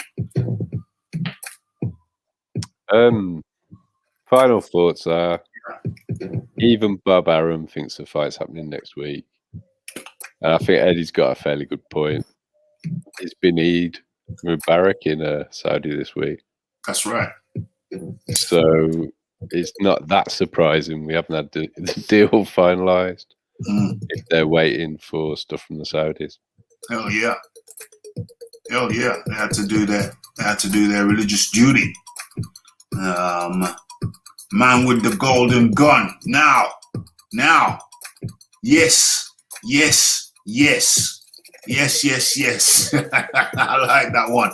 Diamonds in the sky. Diamonds are forever. The man with the golden gun. That's my kind of talk. That's positive reinforcement. Anyway, John, cut you off again. Never mind. Yeah, talk, John. Say your thing. Say your thing, my friend. Say your thing. I think the biggest thing that I've got something to say about is Ben Davidson. Oh. Once again, showing what a little Weasley is. Ben Davidson. This cover up. That's why it's been. I don't understand what the end game is. Billy Joe's had his face caved in. He can't make 160, so he can't win a world title. Yeah. Well, he can't beat Canelo, can he? No. And there's no way that Caleb Plant is going to fight Billy Joe Saunders because they won't pay him enough money for that. And if he was to fight him, he'd have to go to PBC and he'd lose on the cards anyway because Billy Joe doesn't knock people out. So the only fight left for him is the Eubank fight, which could sell some money, but I would have to favour Chris Eubank at this point, despite the display that I saw, which I felt was a learning fight. Yeah. What was it? He was Eubank's first 12 rounder. Yeah. But if Billy Joe comes straight back and fights Chris Eubank now, I would favour Eubank purely on physical fitness. I would agree. Just on that alone. So what's the end game with protecting Billy? I have no idea. It's bizarre. The only reason that I can see, keep him as an earner. Keep him as an earner. That's the only reason I can see. But he doesn't make any money, Raf. He makes none. What pay-per-views has he headlined? What stadiums has he sold out? What value does he actually have to MTK? He must have some value. Yeah, he does, but it's not financial. Every single time Tyson Fury talks about that Daniel Kinahan, he refers to him as his gypsy brother in Qatar. Yeah. That's the reason. That's the reason they've had Tom Little on IFL offering to fight Chris Eubank Jr. in the streets of Brighton for 20 grand. It's why they do videos with John Fury every day. It's why Tom Saunders has been on IFL. He's got nothing. That's I'm telling you now, 100%. And it's not good for boxing. And what I am concerned about, is stop it, you dosser. You a dosser. You a big dosser, John, and that's not a bad. Stop breaking any rules. That's not a bad. You have to stay. Does that look like a dosser to you? I've been waiting for your H money. I'm 45 years old, and that's what I look like. We've just seen you. We've just seen your H money, and I know you don't. You're a dosser, bro. That's not a bad word. You cry to Rafi to protect you. You're a dosser. Press your camera on if you're not a dosser. What do you mean put my camera on? Yeah, turn your camera on, buddy. I can put my camera on. You big dosser. Okay, you're gonna have to hang out in the background, H Money. You're a funny guy, H Money. You're a funny guy. Funny guy. But you know what? John Dealey, I think John needs my protection. He talks for himself, so I don't know where you come with that one. Look, Money. Unfortunately, he's playing that knock and run game again. And it's okay, H. You know, I know you can't take criticism. You felt Rafi was criticizing you and talking over you earlier, and you got a bit hormonal. I've heard Primrose Oil's very good for that sort of thing. Primrose Oil, hot water bottle, cranberry juice. some ibuprofen, and some soaps on the TV. Sort you out. Oh my gosh, hilarious stuff. Okay, John Daly. We've done it. Yeah, we have. Thanks for having me on, Raf. Much appreciation goes out to the John Daly. And then there was one. What the hell happened? What the hell have I done? Have I done something weird? Am I still here? Okay, I'm still here. I was a bit worried. H Money always coming with the jokes. Knockdown Ginger. We're playing Knockdown Ginger. Big up the John Daly. Absolutely. Big up everybody. Hit that like button, hit that share button, hit that subscribe button, and tell a friend to tell a friend to tell a friend. Tone says, I'm surprised the show hasn't taken over the whole world. I'm surprised the show hasn't taken over the whole world. H Money, how come Raphael Dorky, how come Boxing Talk with Rafi hasn't taken over the whole world? What's the holdup? Why don't people submit? Why don't they bow? Rafi, if you keep doing what you're doing, you will take over the whole world. Now, you know what I do like? World domination, that's what it's all about. I'm sorry, folks, but Rafi, that's what it is. You know what I like about your show, to be honest, is that we talk about the heavyweight division in its totality. Now, I've been looking at your channel last night, and I see most of your videos is about AJ and Fury. Now, you're covering this undisputed fight. You're doing a great job. Now, Rafi, I would appreciate if I could say my piece. I know I'm on a pro AJ channel. I know this is AJ's hometown. I know this is AJ's arena. But, I bring the smoke. I try my best to be respectful. And I would like to just finish what I got to say. I know the odds are against me. You know what I mean? But it's okay. I'm here every day to show support. And I would appreciate if I could say my piece without being interrupted, because Eddie Hearn, he promised the fight this week and the fight hasn't been finalized. That's the truth about the scenario. Hey, you love talking about AJ. You just said most of my content is about Fury and Joshua and Fury. That's absolutely incorrect. And I shall bring up my content live right now so people can see for themselves. Hold on. Let's bring this up. Let's stop sharing that and start sharing this. So let's have a look at what the content is really all about. Okay. So what can you see? Can you see what I can see? No, it's a bit small. Hold on. Let's get it up. Let's get it up so people can see what I can see and you can see what I can see. Okay, so what's that? Boxing Talk with Rafi. Yeah, Joshua and Fury's in the title. The Great Escape. Yeah, that's about Joshua and Fury and a lot of other things though. That's about Billy Ho Saunders. That's about Canelo. It's about Deontay Wilder. Okay, and there you see Tyson Fury on the parachute trying to get away. The Great Escape, in case anybody missed it. Okay, can you see what I can see? Okay, let us continue. Where are we? The aftermath. Billy Joe Saunders smashed cheek. Canelo, Soto, Chizoko, Sanchez, DAZN. Okay, let's move forward. Okay, yes, Billy Joe Saunders, he fought last week, so it's understandable. Billy Joe Saunders, Canelo. Joshua Fury, yes, Billy Joe Saunders, Canelo. Floyd Mayweather, I got your hat. Canelo, Billy Joe Saunders. More Canelo, more Billy Joe Saunders, Anthony Joshua, Tyson Fury, Andy Ruiz, and Ariola. Billy Joe Saunders.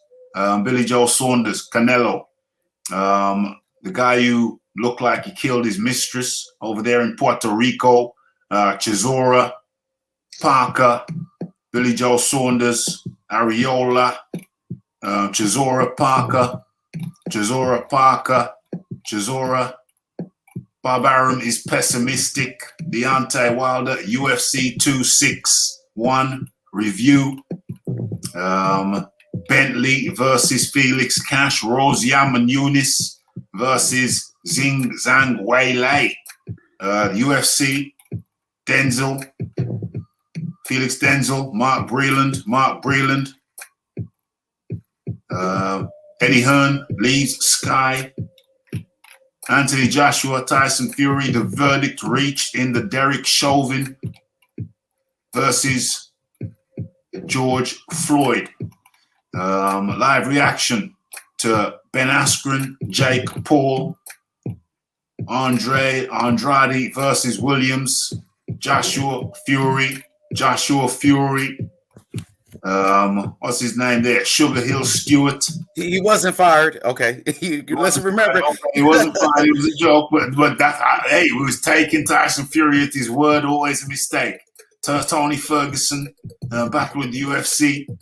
What is this? Andrade. What is this? What's that? Who's that? Yeah, Ariola, Ruiz, Dillian White, Efe Jagba, Joshua, Fury, Conor Benn, Bridges, and Conor Benn. Hey, so it's a mixed bag. We talk about what's cracking, what's crack-a-lacking. Courtney Bridges is Bridges, Shannon Courtenay, Tyson Fury, clock is ticking. So Herring versus Frampton. Hey, it's a lot of stuff around here, my friends. A lot of stuff around here. Live interview with Xavier Miller, Kay Prosper, Super Kamari down there. So if you missed that interview, I had all them guys up on here live. Yeah, so there you go. Miocic versus Ngannou 2.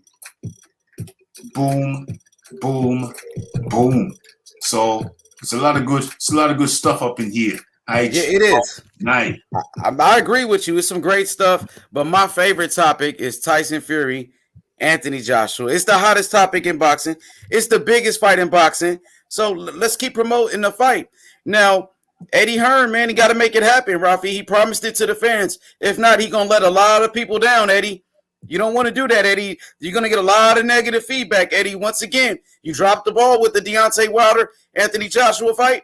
Is he going to do the same thing with Tyson Fury versus Anthony Joshua? Has Eddie Hearn ever made an undisputed champion?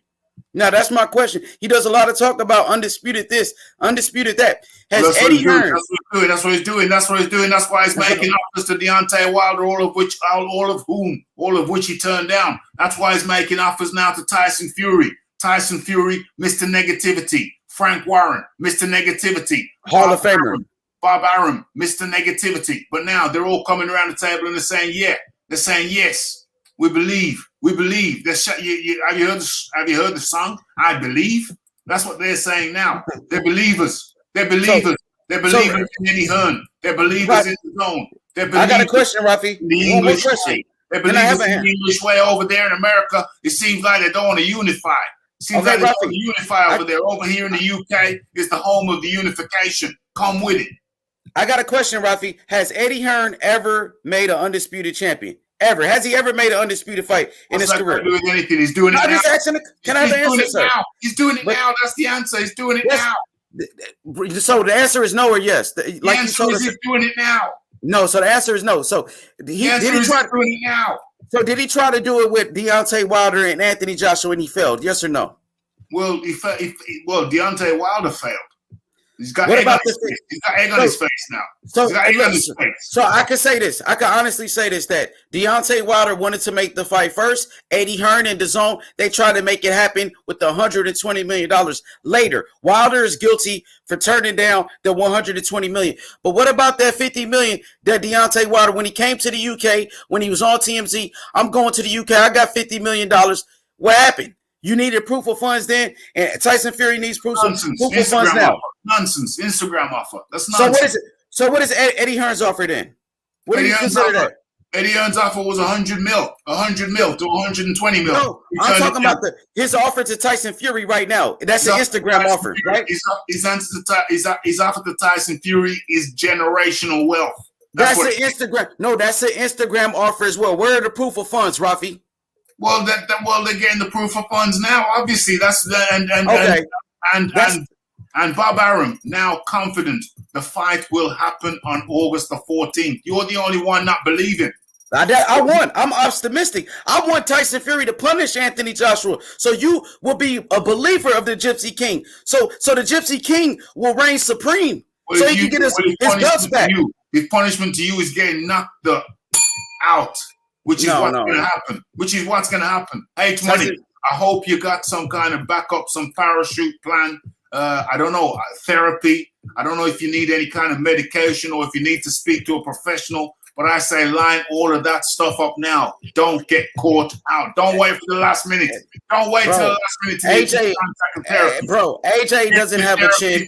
AJ doesn't have a chin. He started boxing at 17 years old. Tyson Fury, he been boxing his whole life. He comes from a family of fighters. Now, Tyson Fury is undefeated for a reason. Anthony Joshua doesn't have a chin. He got dropped by Vladimir Klitschko, and he almost got knocked out. Your Tyson Fury got dropped by cruiserweights. And he got back up. He got back up, and what happened? Boom. What happened? He knocked him out. H-Money, this is the last thing now, so I need an honest answer from you. Yes. I need an honest answer from you. Yes. Okay. How do you think Tyson Fury's chin is going to cope with Anthony Joshua's hands when he can barely manage cruiserweights? Tell me that. Easily. He's going to take his punch. He took Deontay Wilder's best punch, and Deontay Wilder hits harder than Anthony Joshua. So Tyson Fury been in there with the biggest punchers. Vladimir Klitschko, he couldn't drop Tyson Fury, but he dropped Anthony Joshua. Deontay Wilder's power is unproven, and therefore now you're discrediting Deontay Wilder and his knockout ratio, which is can I finish? Can I answer your question? Deontay Wilder has the highest knockout percentage in the history of boxing. Tyson Fury took his best shot and he got back up. Tyson Fury was in the ring with Vladimir Klitschko and he didn't get dropped, but Anthony Joshua did. Why is Anthony Joshua always getting dropped? Why did he get stopped by Andy Ruiz? Let me finish. Can I finish? See, you won't let me finish when I start cooking. You see, it's not a fair debate, my brother. It's not. But I respect your platform and I respect you, Rafi. So I would never, try to overtalk you. But all I'm saying is Tyson Fury got a way better chin than Anthony Joshua. Tyson Fury been in there. He been in there with harder punchers. He been in there with harder punchers. Man. He gets struck by cruiserweights. He got back up, Rafi. H-Money, look into your soul. Look deep. I just want you to look into your soul. Look deep within your soul. and tell me. Anthony Joshua doesn't have a chin. Anthony Joshua doesn't have a chin. Listen to me for a second. In your heart of hearts, H-Money, you know what's going to happen when Anthony Joshua connects with Tyson Fury. Not just his chin, but his body. When he's going to kill the liver. Listen, here's the plan. H-Money, here's the plan. Anthony Joshua is going to rattle the liver, and then rattle the jaw. Rattle the liver, then rattle the jaw. Go around the other side, rattle the kidneys, then rattle the jaw. And it's going to be all over, my friend. It's going to be all over. I hope you got some intervention. I hope you got a good therapist that's in place to take care of you post Joshua Fury. I hope you got a plan. Rafi, let me do this real quick. Now I'm going to show you. I'm going to let you know what type of chin Anthony Joshua got. Anthony Joshua. Let me say this. Let me finish. Can I please finish, sir? Okay. Anthony Joshua got stopped by Andy Ruiz, somebody who wasn't even in the top 10. Andy Ruiz, who got the fight on a 5-week notice and knocked out Anthony Joshua. And Andy Ruiz couldn't even Andy Ruiz couldn't even knock out a 41-year-old Chris Arreola, who got knocked out by Bermane Stiverne, and Wilder knocked out Stiverne, and he doesn't get credit. So Chris Arreola went 12 rounds with Andy Ruiz, and Anthony Joshua couldn't even do that in the first fight on a 5-week notice. Now I want you to think about when Dylan White almost knocked out Anthony Joshua, when Dylan White dropped him in the amateurs, when Dylan White rocked him and buckled him. The guy that Fury ran away from? Dylan White, who got knocked out by Povetkin. Dillian White who got ran away, who Deontay Wilder ran away from? Oh, is that the same Dillian White you're talking about? I'm not talking. I'm not here to speak for Deontay Wilder. I'm a Listen, Tyson you was Fury a fan. Wilder guy. You was a Wilder guy. Yeah, And until he Wilder- lied. He lied to the fans. He lied to me. You He was a lied to Wilder Mark guy. Breland. You was a Wilder guy, and Wilder lied. Wilder ran away from Dillian White. Wilder lied. Wilder lied to me, Rafi. Now He you're a Fury lied. guy. Now you're a Fury guy, and what are they both got He in beat- common? He What beat do the both got in best. common? No, what do Fury and Wilder have in common? They both ran away from Dillian White. They both fought. They both ran away from Dillian White, okay? And Anthony Joshua's fought almost everybody in the top 10. Almost everybody in the top 10. And Deontay Wilder and Tyson Fury, they probably fought like one or two guys in the top 10. That, my friend, is what I have to say. H Money, it's been great having you. It's been fantastic. Look down deep in your soul and the truth will be revealed, my friend. Stop deluding yourself. Don't tell AJ stop hiding behind Eddie Hearn. Take care, H Mo. OMG. And that, my friends, that, ladies and gentlemen, PNC, you're still hanging around, my friend, but your signal is very, very choppy, my friend. Very, very choppy. Please feel free to come on back, but make sure your signal is good so we can hear it, because it's very, very choppy and we're only picking out every other word.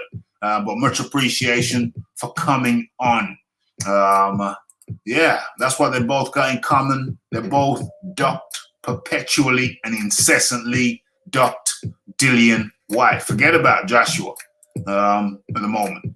Both ducked Dillian White.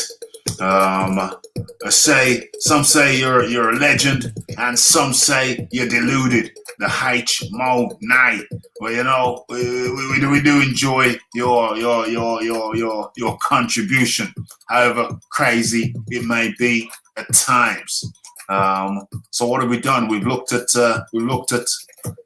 Hunter, the Bounty Hunter 2. His dad was the original bounty hunter. He got He got shot by the police. Apparently, he's a little bit of a crazy guy at times. He had his moments. What else? Yeah, we looked at Michael Hunter and his move from fighting Hrgovic to moving over to the zone. What else we got? Of course, we looked at did we look at Billy Ho? Yeah. We looked at Billy Ho. And his PR campaign, his public relations campaign. Whoever's orchestrating the campaign has had IFL take down videos. Seconds out, take down videos. Behind the glove, take down videos. What the hell is going on? What the hell is this? What the hell is this? Billy Joe Saunders protection connection. Why the hell they're protecting Billy Joe? It's madness. It's complete and utterly, it's completely bizarre. But it's happening in front of our very eyes. So we looked at the Billy Joe Saunders situation, protection. And of course, we looked at the Deontay Wilder, looked at his training. Looks good, looks pretty, but it's lacking. People said Deontay Wilder got rid of JD's, but JD's been seen in pictures of his recent training. Was it today's training or yesterday's training? Nonetheless, it looks like JD's is still intact, entrenched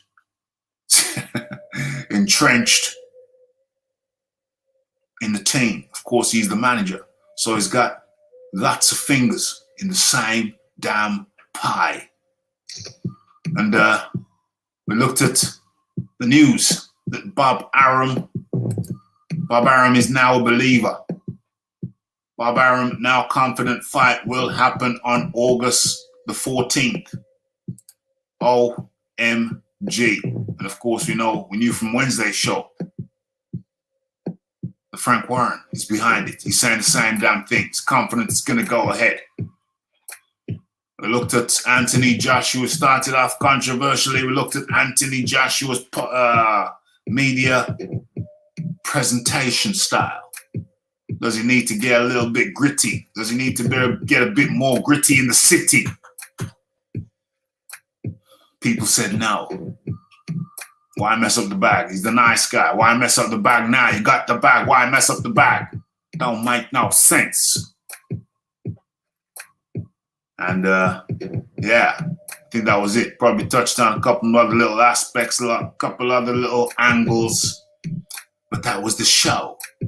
And what else is there for me to say? Hit that like button. Hit that subscribe button. Much appreciation to everybody who jumped on the panel. Too many to mention. OMG. Very busy. We like it. We like it. We'll take that. And everybody who hit that like button, hit that subscribe button, hit that share button. Much appreciation. And super chat donators, we call sponsors of the show. If you want to sponsor the show, sponsors of today's show was the Leighton Evelyn and the James Jameson. Hope I ain't missed anybody. And that's it. That was a great show. Much appreciation to everybody. Thanks for dropping by. Tell a friend, to tell a friend, to tell a friend. It's the Raphael Dawkins. It's the Combat Radio. It's the like. It's the subscribe. It's the comments. It's the shares. It's the hitting the bell icon to stay updated with news and notifications. Don't forget about the live show. Don't forget to follow me on Twitter. It's the Raphael Dawkins. It's the Combat Radio. And I'm out. Blessed.